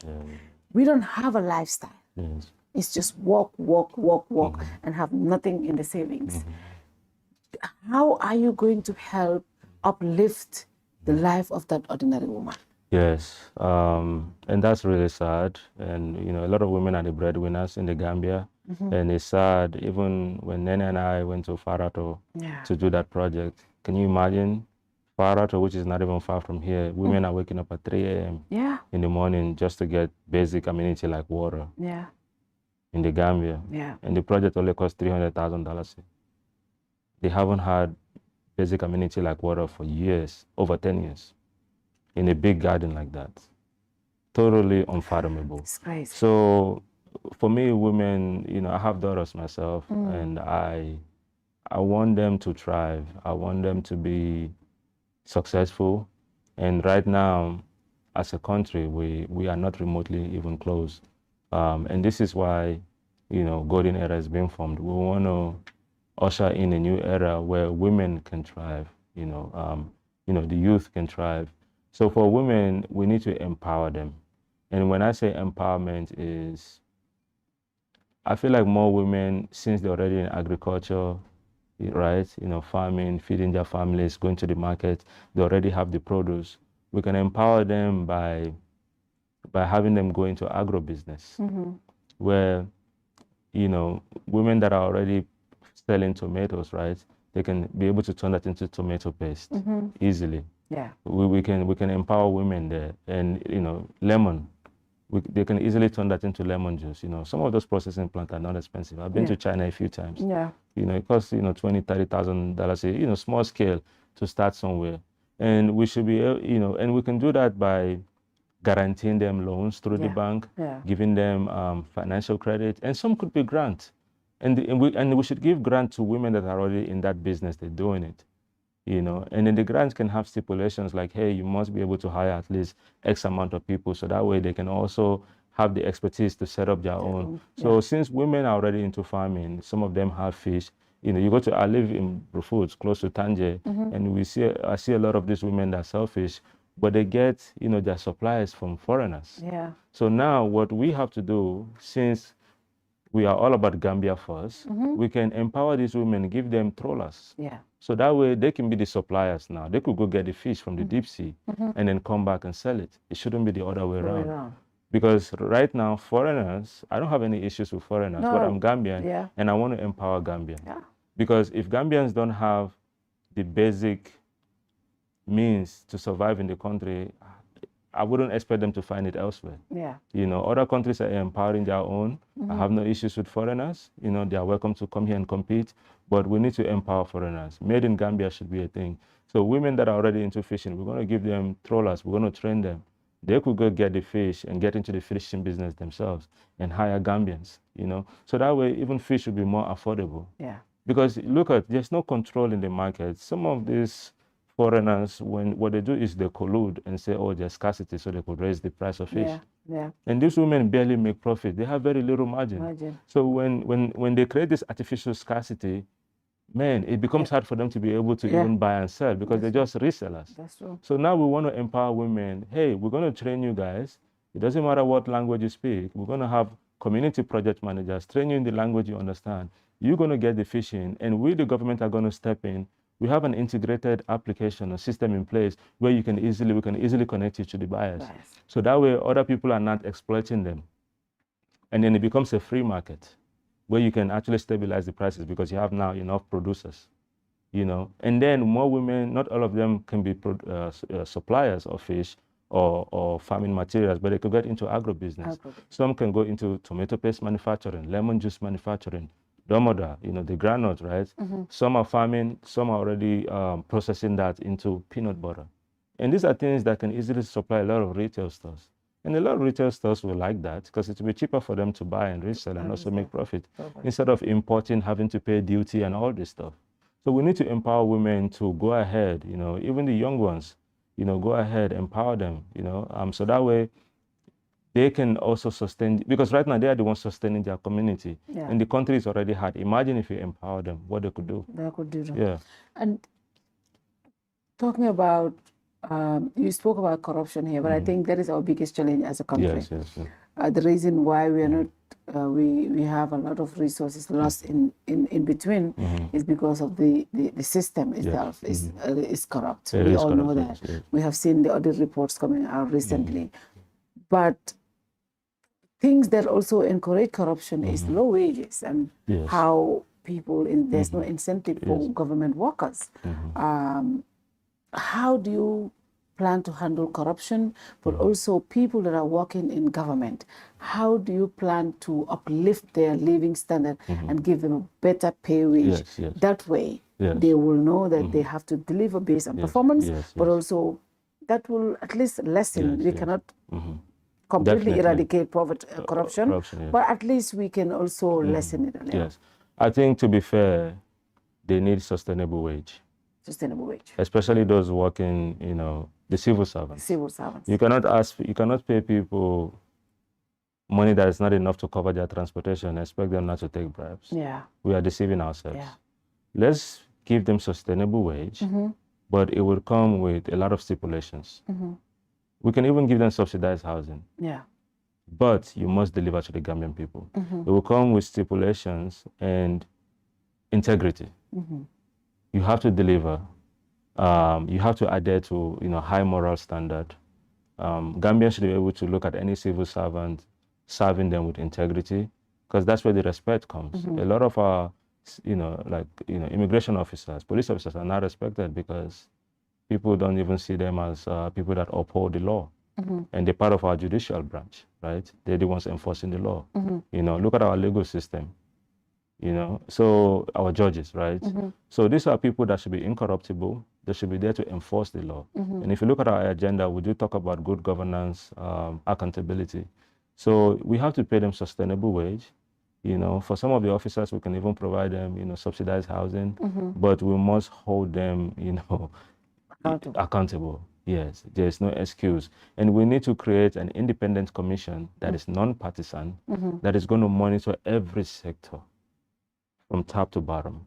And if their finding shows, or, you know, anybody is found to abuse the system or fraud, the laws are there to make sure they pay the price. What kind of system, what kind of government are we looking at when Gambia Golden Era Party is elected? Is it going to be a large government or like a scaled government? Because for you to be able to, because sometimes we're told our system is bloated with a lot of people. It And is. if you have a lot of people in the civil service, how are you able to properly cater for them? What kind of government are No, you? I think our government, I don't think our government is going to be scaled. We don't need a bloated government where, you know, just, because here's the thing, the government can't create jobs. Let's be honest here. It's so many little the government can do. Yeah. That's why we need to empower the private sector, sector. the Gambians themselves. We need to uplift them. So that way they can create industries, you know, like the agro business is one, the recycling business, waste to value is one. There are different ways you can create business, even without foreign investment. Yeah. Foreign investment is good, but that's another topic. So we need to empower people to get, you know, to lead these industries. We have a lot of diasporans that have successful businesses. They work in corporate America. Come back home with the expertise. We can help you integrate into the system and make it easy for you to grow your business here. You know, these are the agenda we have, because diaspora plays such a big role in our economy, and they're not included when it comes to, you know, policies, you know. So now we're saying, because there's a chunk of people in the diaspora that want to come home, but definitely not to this Gambia, with no amenities, with no good healthcare. When they already have that there, they've already worked so hard, why would they come here? You know, so not everybody want to sacrifice. Some people are okay, they worked hard to get themselves out of poverty. That's what it is. And you can't blame them. You can't. It would take more selfless people to be like, you know what, I will take the risk. And the first advice I give my friends from the diaspora when they want to come to the Gambia, I tell them, you're going to have to understand you're coming from a whole different system. This is not where a system where when you come, you file a document somewhere, the document works. No. You have to follow those documents from office to office. So coming into Gambia and where you are, it's vastly different. And that system needs to be broken. We need a working system. We don't have a working system. Where people can go to a website, public website, know what the requirements are, and then, you know, everything is digitized. You know, we shouldn't still be having this manual collection of, you know, revenue. Everything should be digitized and it goes straight into the government coffers without no middleman. So we're going to have a scaled government where we don't have too many bloated people. You know, so those excess people can go into the private sector depending on their skill set or what they want to do. We can now empower them to go into the but now the ones that we've scaled down, they're going to be there to represent Gambia well, you know, because we can't have a nation where you go to government offices 9 o'clock, 10 o'clock, people are still eating breakfast, brewing attire. That's so unprofessional. And it looks bad when foreigners come here, they look, wow, this is the Ministry of Information. You should be in the office working. You have so many files in your office and you're here talking. If you look at their productivity of the day, they haven't worked for more than 3 hours. You know, so we need to digitize, we need, you know, so, you know, when we do our reforms, right, we need to make sure we're holding those people accountable. They should know they're representing, you know, Gambia to the world. It's not just Gambians. You know, when foreigners come here, they should give Gambians the respect that they deserve. Like, wow, this is a working country. Everybody's professional, they're delivering. So this is the mindset, you know, that we're doing. But we have to scale back and then, you know, push more Gambians into entrepreneurship. You know, and the goal for entrepreneurship is not just to make money, but create a self-reliant Gambia. A Gambia that doesn't depend on funds coming from World Bank. You know, we cannot be a nation of debt. And then all these loans we're taking, we can't even service them. You know, we're struggling right now. They're struggling right now because they've wasted so much money. They've enriched themselves so much. What's going to happen is they're going to start increasing the taxes to offset all this. More than $50 billion through this report have shown. That's 2021 to 2023. We haven't seen 2024 and 2025. So how do you think they're going to offset this? They're going to have to increase our taxes. We're going to have to pay more for cash power. The country is already hard, so by the time you increase taxes, you know, we already have hyperinflation in the Gambia. It's even going to be worse. People are not going to be able to afford anything, but they will have no choice too. Even their economists will tell them, hey, we are at that point now, it's already red. We'll just have to find revenue by increasing taxes, making people pay more at the ports, everything. And then when you do that, if I have to pay more to get my container out of the ports, I'm a businessman, I have to charge you more. So all that cost is passed to the consumer again. And then we're back to the same problem. And then the money will eventually lose value. So it's like the cycle just continues. And it's sad. We cannot just let that happen. We cannot let that happen. So let's talk about your running. Sorry, I forgot to talk about enforcement. Enforcement. So you cannot, yes, you want to scale down. Yes, you want to digitize the system. Yeah. But you have to be able to enforce the existing law. So we need a reform when it comes to enforcement. Yeah. And everybody that is swearing an oath to be part of the government need to be ready for that job. Yes, because when there will be no exceptions. Yeah. There will be no shortcuts. If you're caught stealing, embezzling, you're going to face the law. And then you're going to be answerable to the Gambian people. So enforcement is key.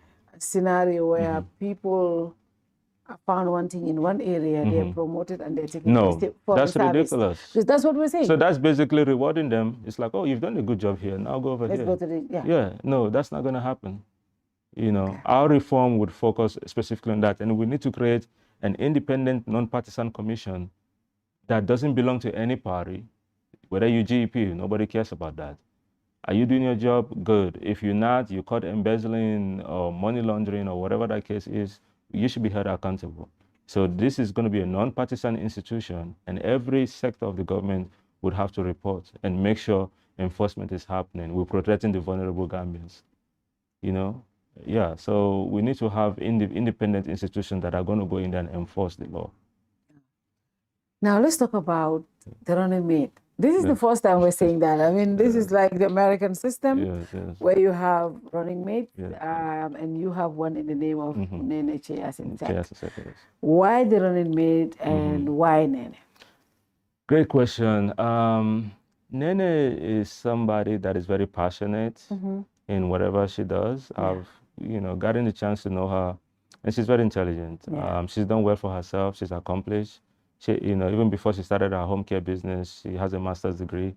She worked in corporate America. She was actually in accounting, and then she was, back then, she was forced to go back to school to go do nursing. So she did her master's in business and then went to school for nursing and then set up her own business. So she's very accomplished. But for me, the biggest thing that drew me to her is she's empathetic. Because you can't have a leader that doesn't empathize, that doesn't care about the people. And I think that's the situation we have in Gambia. There's so many heartless, selfish people in the Gambia. I'm not trying to insult anybody, but if you have those as leader, I just don't see how they want a greater Gambia. Because they're not, it's self-centered people. They're thinking about how to make, it's just, they're thinking more for themselves than the nation. And no one person is bigger than Gambia. The national interest comes first. Because when Gambia is successful today, it looks good on all of us. Like look at Yankuba Minte, he's doing great. Everybody know him as Gambian. We're all proud. I don't know him personally, but I'm like, hey, Yankuba Minte is from Gambia. We're all proud. So we should put the interest of the nation first. So we need people that are empathetic, genuine, and I see those qualities in her. Even the Fatou, that's a project she spearheaded. She brought me along, and that even made me want to do more. And she's been doing a lot of philanthropic work even way before then, because I've seen a lot of her activities. So that shows me, okay, she has nothing to gain. She could use that money for her own.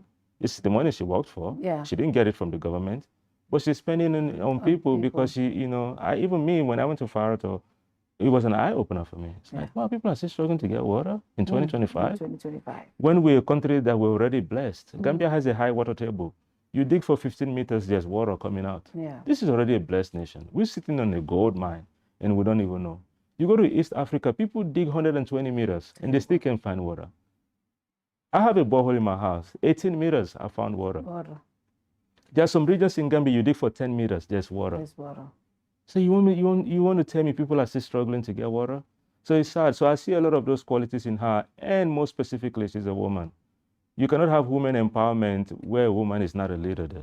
Because there are certain things from a male's perspective, I may not see it, or, women, we see things differently. So from a woman's perspective, if we're serious about women empowerment, we need to have a woman leader.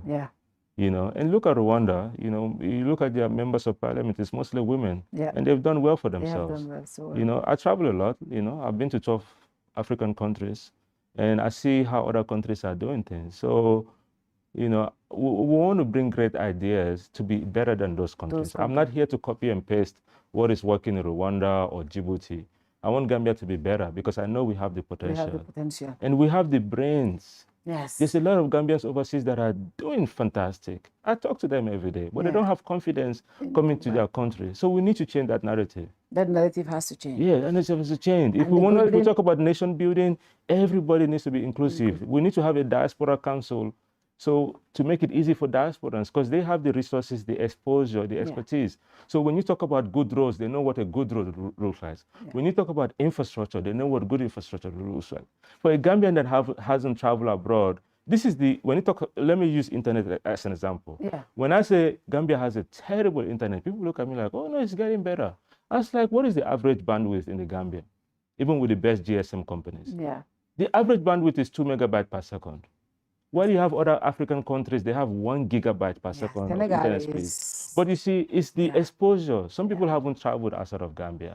So they haven't seen what works elsewhere. They only know what they have here. You know, other countries they're moving away from 5G, you know, they're implementing, you know, 6G now. Yeah. You know, we could barely even get our 4G going. Yeah. You know, so when you tell people, so that's why we need more people that are exposed. So when you say development is in the Gambia, they will tell you what development looks like, not these mediocre projects, you know, that doesn't even, you come back the next year, you'll be like, oh, where's the project? We're struggling to even have international games at our stadium. For how many years? After 300 million. Yes. So that tells you the kickbacks is killing the country. Kickbacks after kickbacks. And then putting people that don't even know how to execute projects. It's sad. It's sad. And then now, to make matters worse, Gambians themselves, they're conniving with foreign entities to beat the system. Yeah. Because, oh, a fellow Gambian will go talk about our kickbacks, let's give it to a foreigner. Look at the issues with the tablet that was given to a foreign national. Yeah. So you want to tell me in the whole of Gambia, nobody can procure tablets? Look at the report that is talking about the fishing vessels. Yeah. The foreign fishing vessels, almost 50-something million that they were supposed to pay in fines, and they were just let go. Yeah. Like that. Yes. And even if the fines are paid, they're not going to report it. They are not reaching us. Yeah. The government. So it's sad. So we need to change our mindset. You know, it's time for work. It's time for Gambians to, you know, pull the bootstrap, and let's be selfless for 1 second. Let's think about other people. For me personally, right? For instance, if I need healthcare, for me, I'm privileged. You know, I served in the army. When I go to the US, I go to the veteran hospital, $0. Yeah. I don't pay anything. Yeah. But if you look at the community that I lived in, basic healthcare, they can't afford it. They either have to go to Senegal. And then going to Senegal is not easy. Yeah. You could barely afford treatment here, but by the time you go to Senegal, you pay for transportation, hotels. You know, they're calling their family members. You know, we cannot continue like this. It's expensive. It's expensive. So even the people that are, even the working class, if they get sick, they cannot afford healthcare because you're going to go bankrupt. By the time you pay for healthcare, all your savings are gone.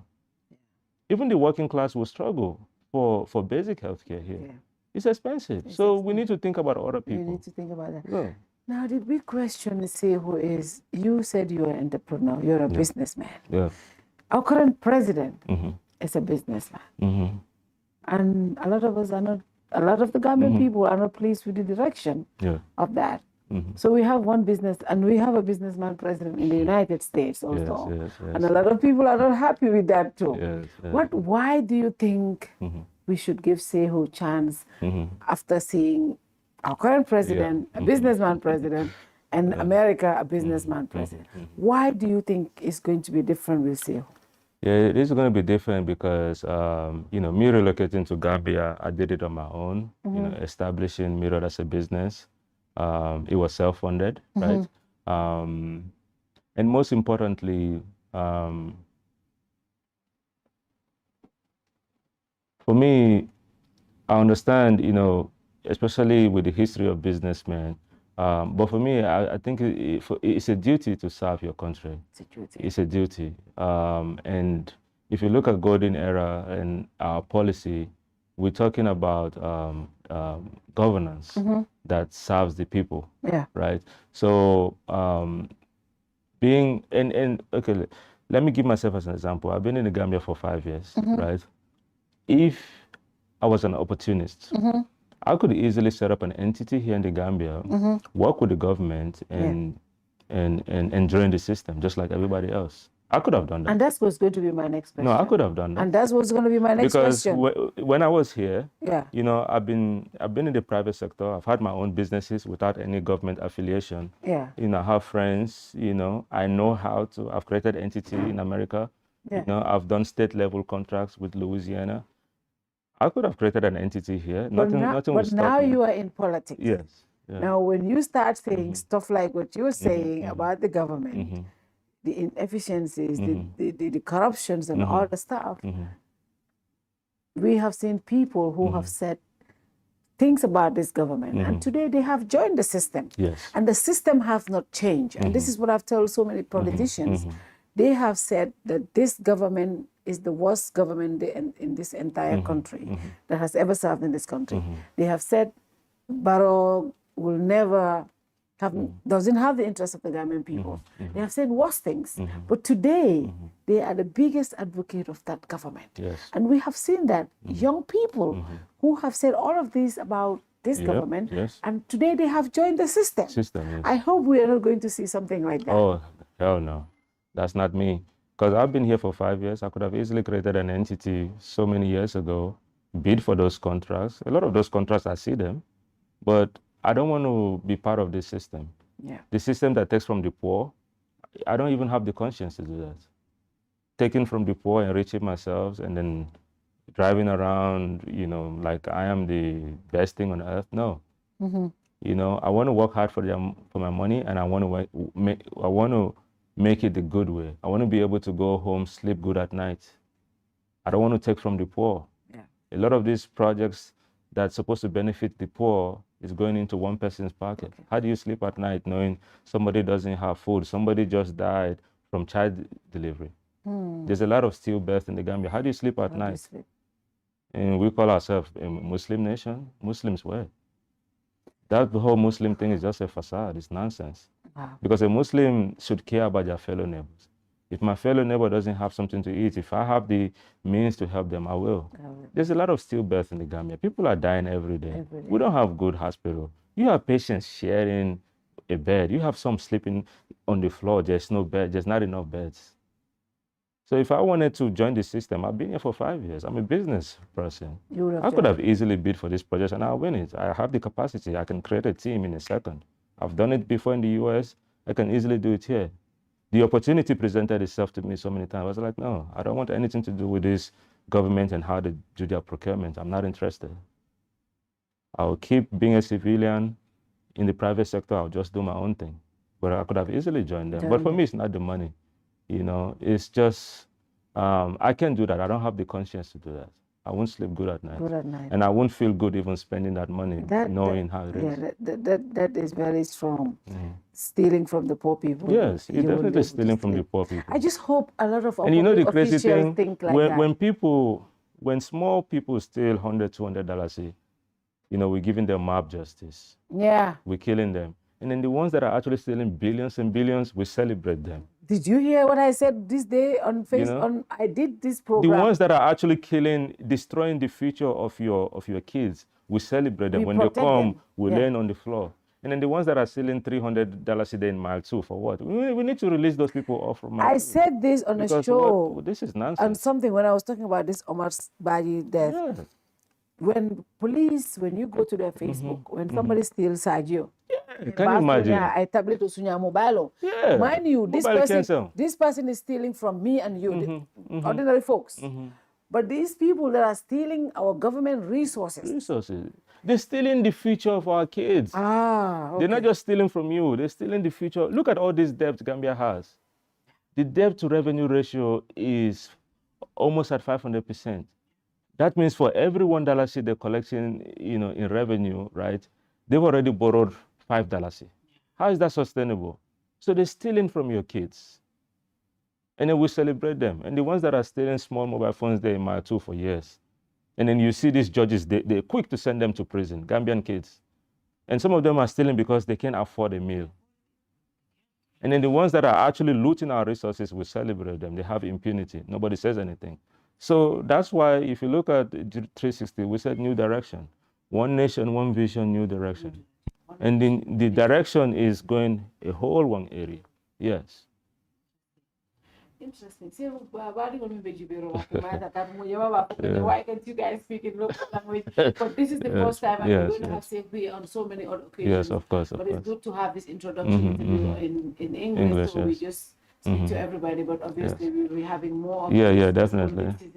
It's coming. But in Molu Bejibero, la Gambia Generation Party, Puri Diamu briefly Moli Manika Kamola, Badi Molo Puri Salon Kopati Kutolong, Alia Formule, but Kaito Manfiti for IEC, but little leader to be the Nene chairs, and then a model Minbe Alcoma, Yaf Badi on the briefly, the Party or Hamoti, and the Munatina, they say who Dunda political. Yeah.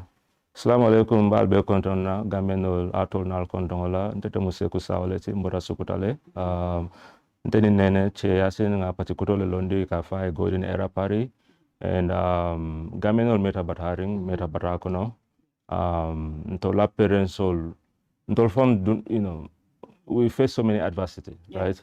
So but in manyana kasong din Manyana Kason, the next generation, you Barasifa, the same Barasifa face. Yeah, because it's okay, pretty bata, but what are you doing for your kids? Pretty cannot do the same bata. So, what Nangani golden era party form, and the reason why Kafa a golden era, the future is going to be better. It's a golden era. We're going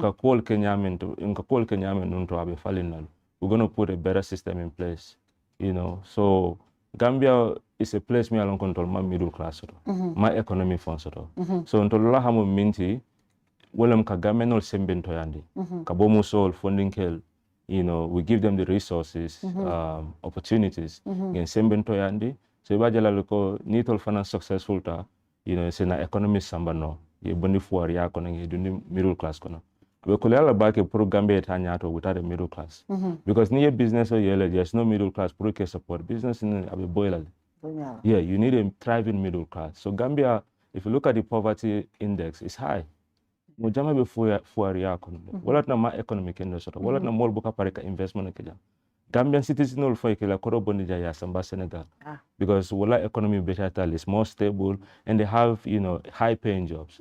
So ntola ha minti Gambian ol base mbento yandila nyame. We have a better economy and food security sort of.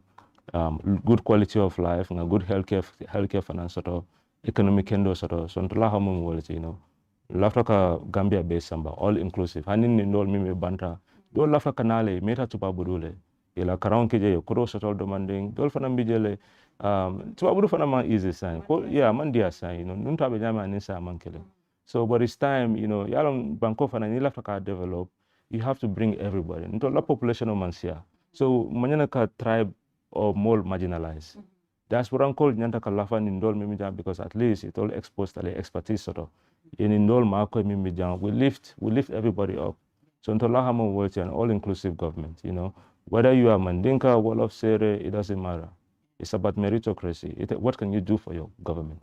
But Mokilimbuka Keno, we are creating a movement for Molbeina, Yes, I have the expertise, but into that matter, we need like-minded people here join an era, it's a golden era movement. Yes. I like the name, golden era. Yanni, anybody can call it. I see one body who asked me for Gambian notes. Guy called me, about the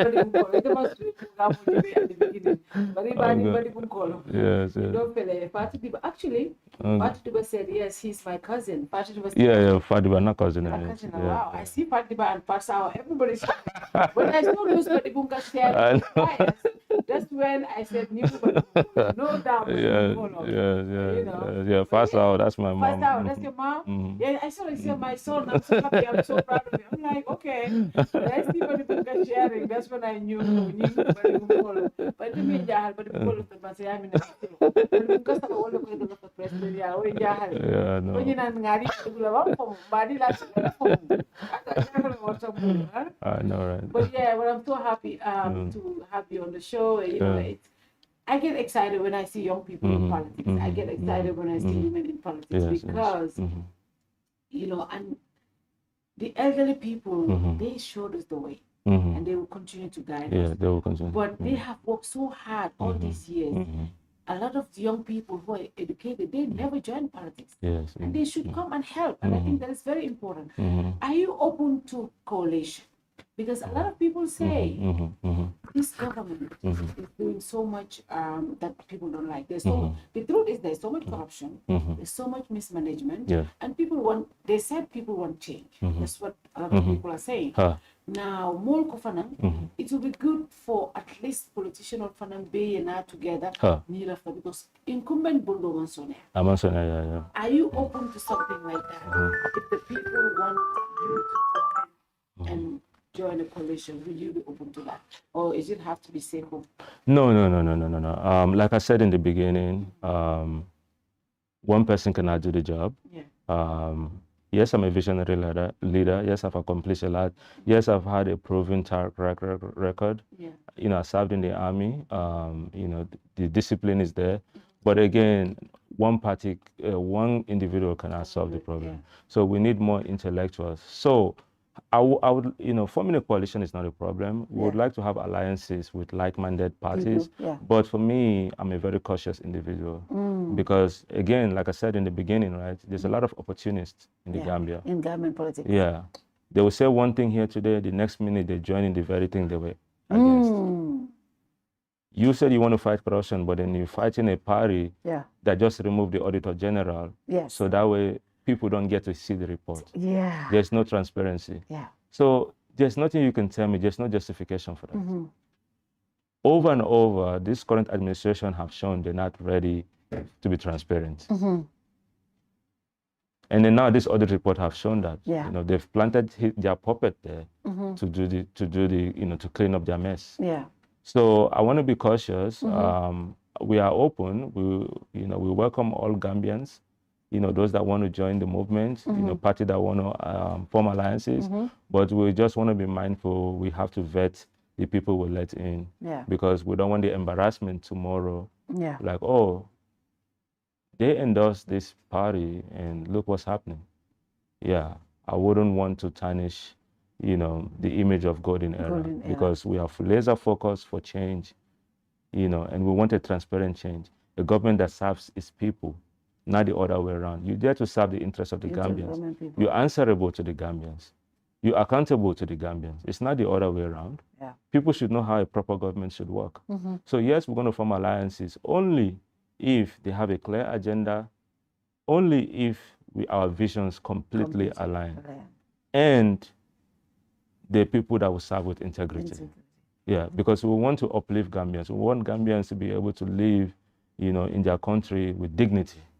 You cannot have a country where, for people outside that are coming in Gambia are living better than your citizens, and they even maltreating your citizens. One thing I like about your message, Gambia first approach. Yes. That's very important. It is important. And we need to empower Made in Gambia.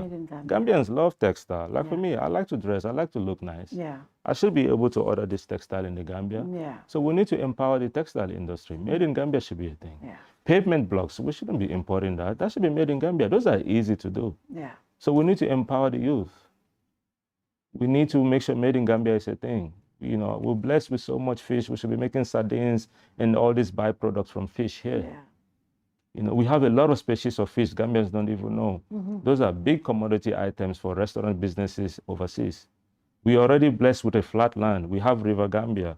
Why don't we have commercial trade routes? Why is Gambia not the #1 logistics hub in Africa? And we can, and that's easily a $10 billion industry within 5 years if we put the right structures in place. We need to make sure we have a good road network, because once you have a good road network, our River Gambia is navigable for business. We have, ships that can go from point A to B. More businesses will come here because they know once they produce, it's easy to export.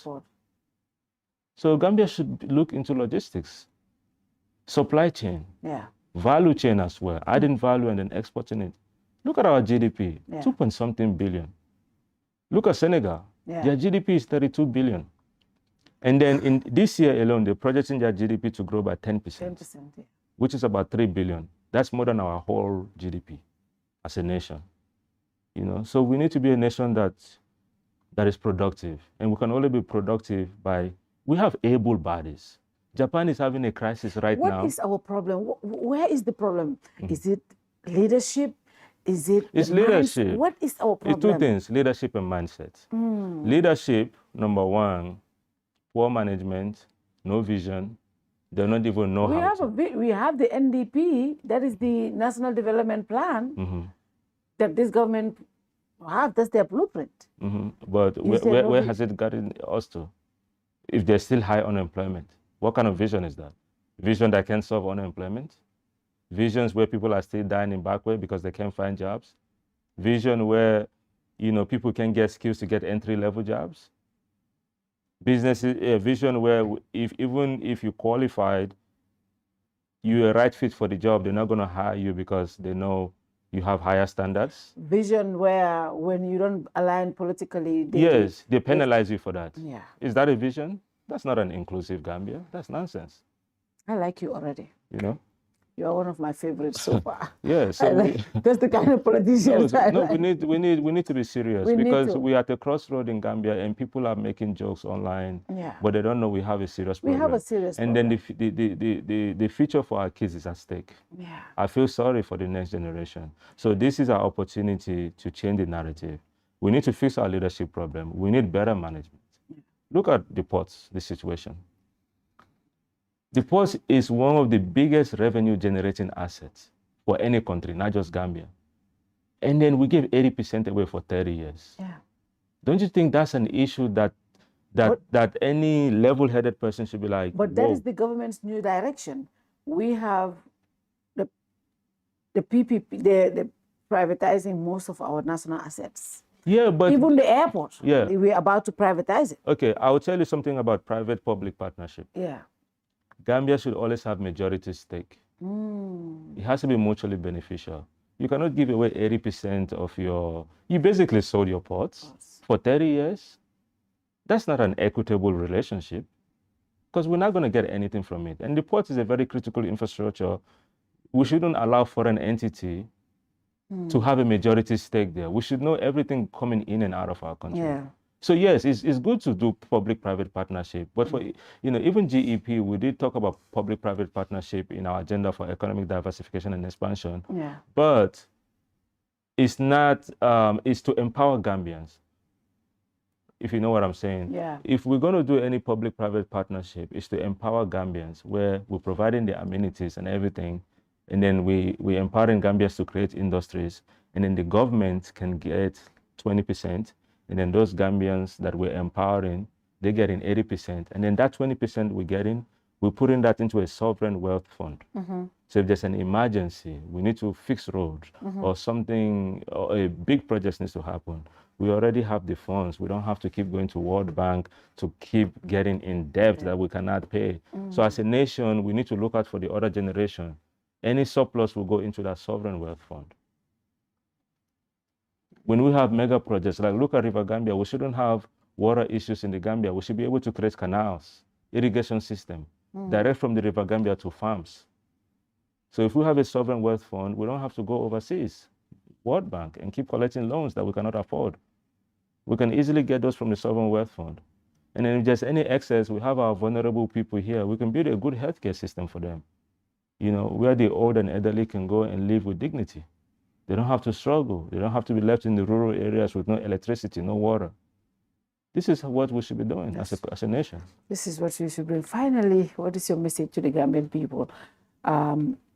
I think a lot of people are going to learn a lot from what you have said today. And I think there will be much more interviews that we will do.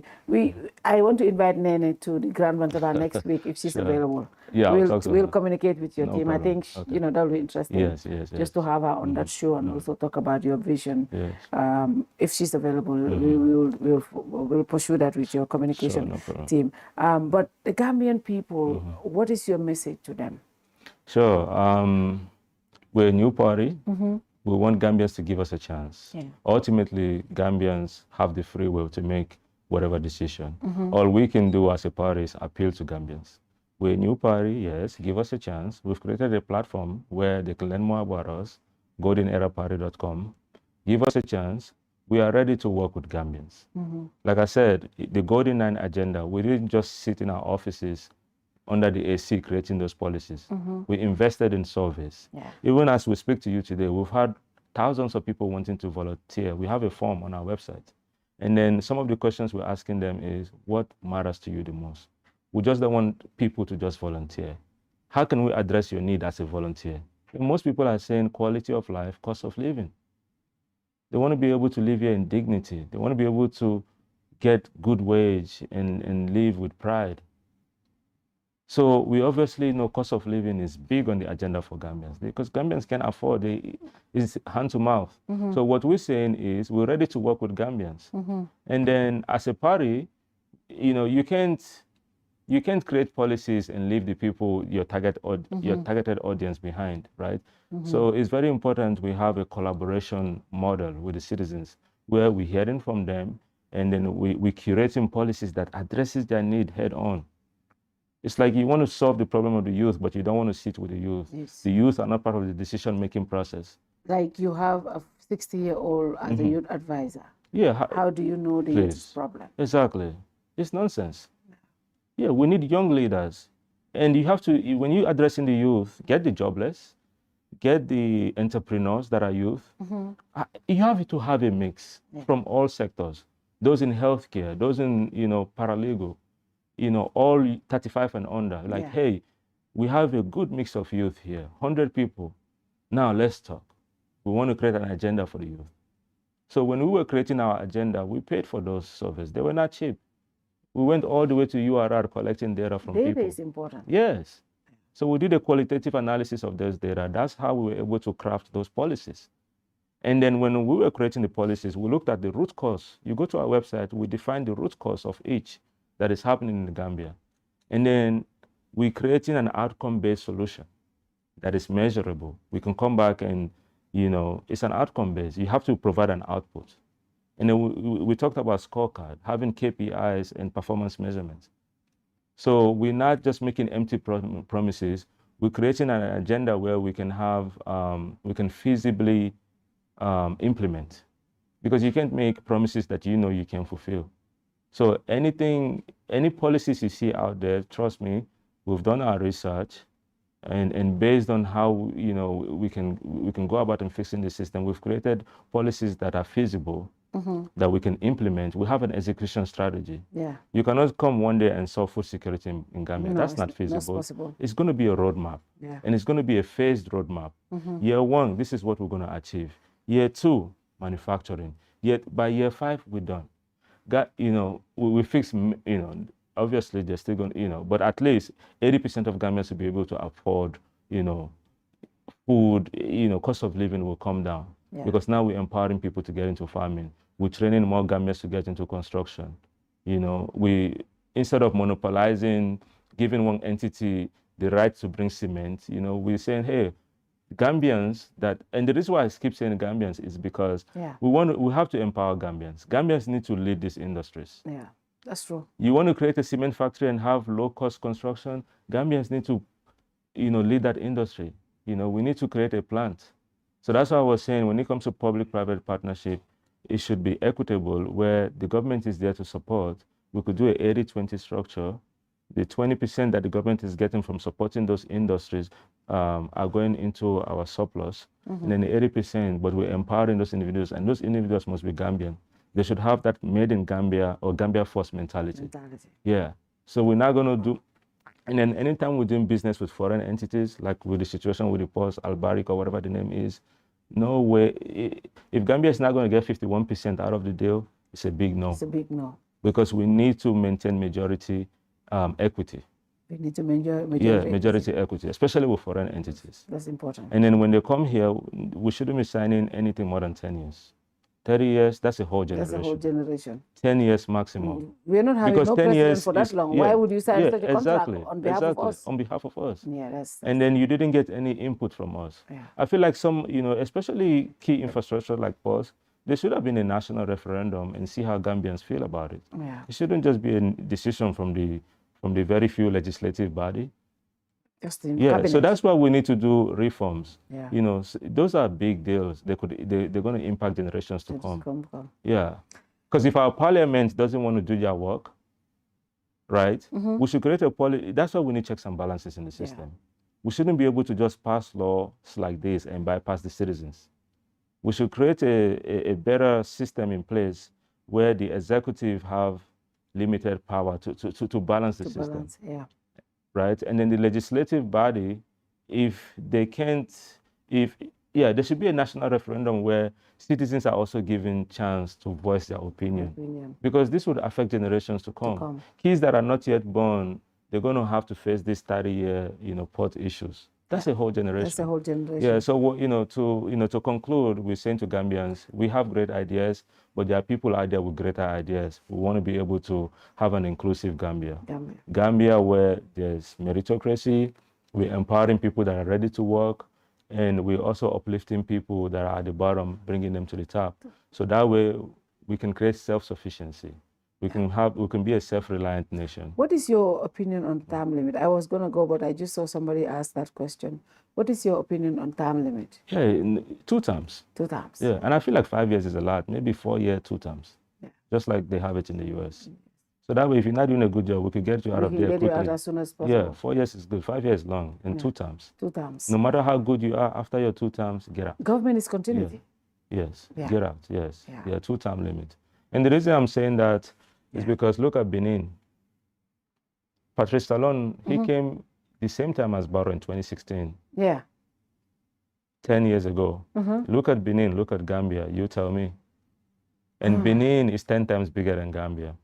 They have a clean country, they have world-class road, good infrastructure. Now Benin exports more than even Togo and the next country combined. We are so small, but we're unable to... Benin is 10 times bigger than Gambia. So if he can achieve that for Benin, Gambia that is way smaller, why can't we?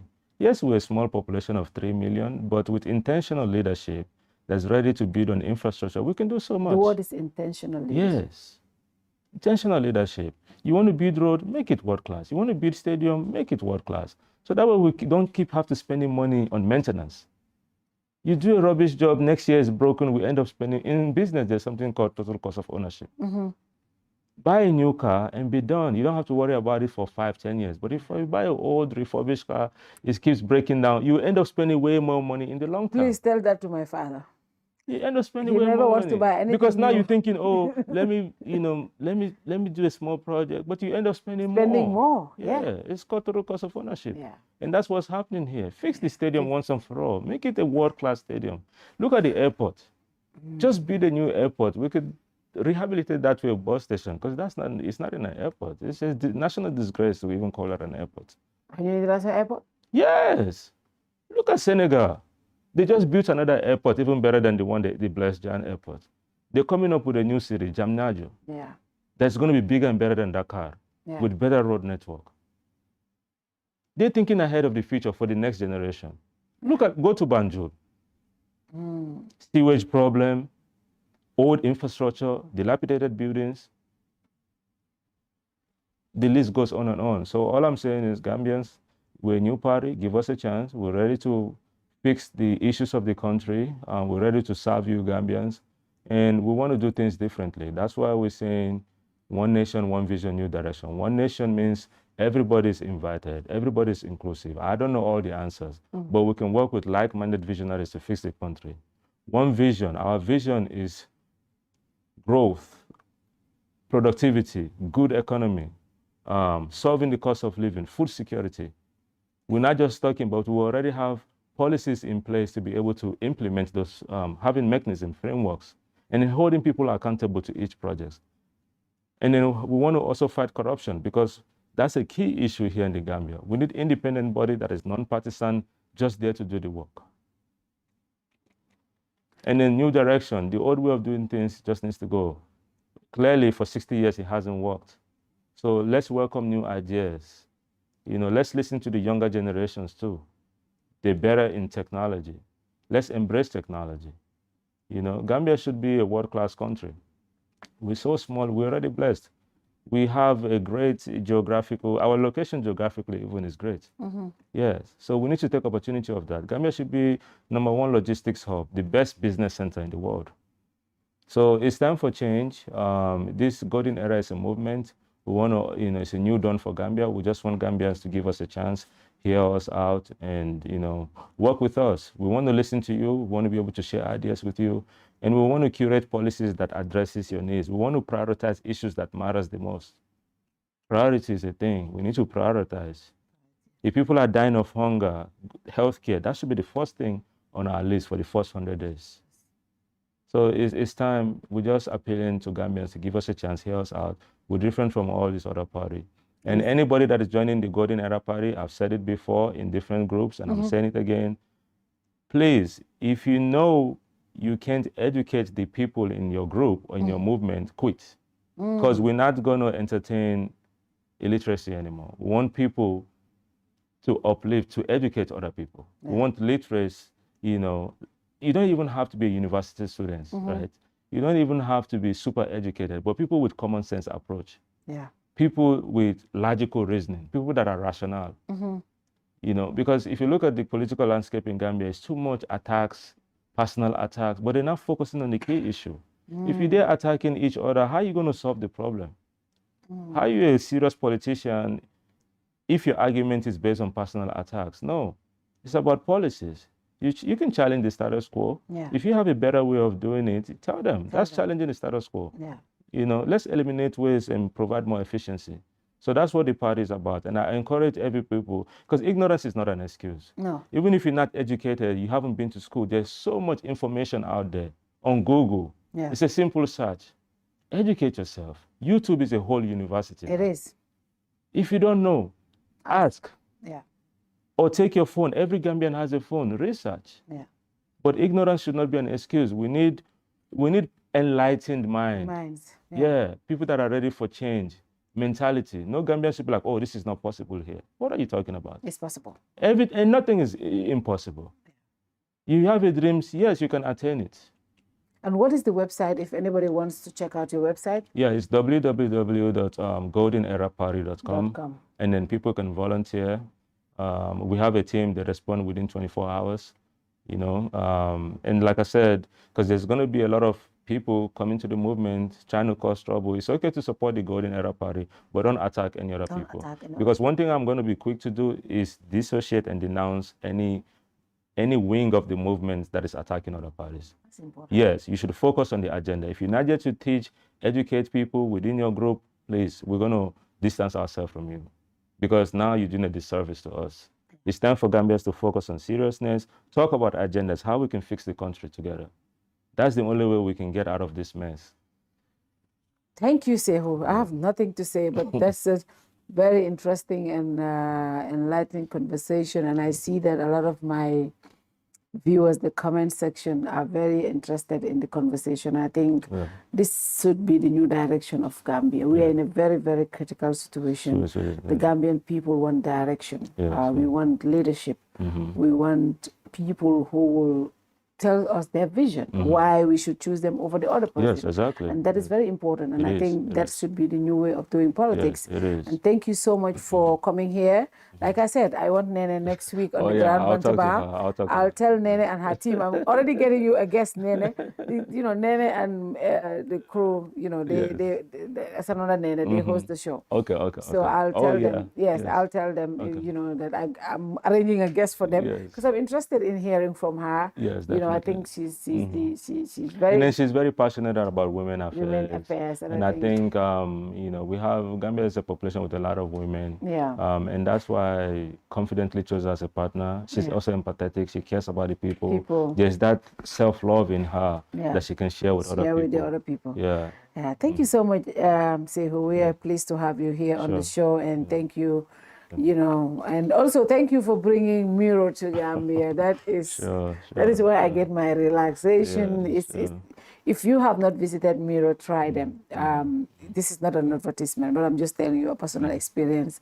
Good service, and honestly, everything, cosmetics, everything, male, female, everything. Service. We want to bring more things to the Gambia. It's just also it will cost 3 times the investment just to set up, because we don't have the infrastructure. Energy is very expensive here. Yeah, it is. So there are great ideas. You know, I can easily find even partners to come with me because they know I'm on the ground. I'm already established. Yeah. But when you look at the benefits, because every business you have to look at, you know, your returns. It's not feasible at this time, unfortunately. Yeah, because if you want a good manufacturing, you spend so much on energy to put that infrastructure. And then we need good internet, you know. So these are all infrastructure deficiency that needs to be resolved to be able to have a lot of investment in this country. That is true. So there are some things I'm like, because you know, even from experience, Mirror, you know, spend $10 million in training since we opened. Wow, that's a lot. You know, just to make sure we have the right people. People can get value for their money. So that's you know, a lot of investment. Yes, exactly. Yeah. Thank you very much, Saikou. And to you watching, thank you so much, guys. Good night to you all. See you next week. Good night. Bye-bye. Thank you.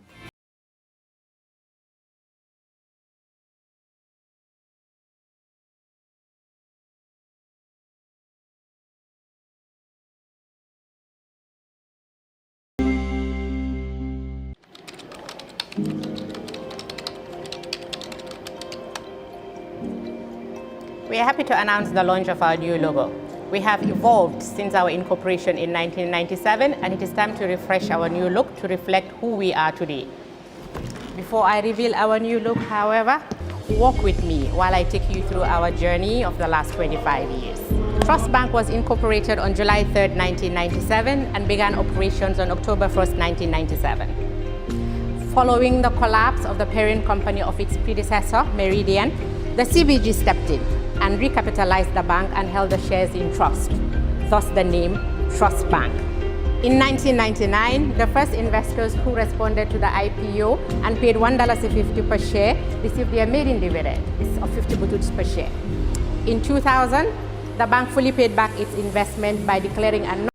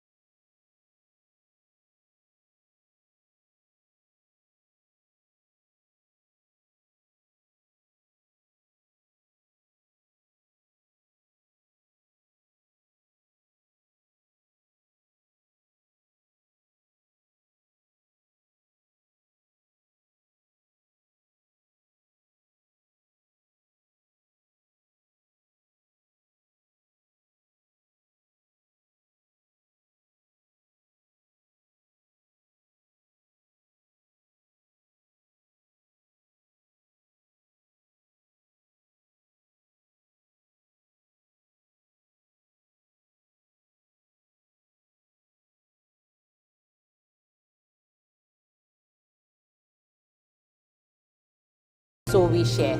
Over the years, we have paid over $1.6 billion to our shareholders, which translates to a whopping $20 per share and counting.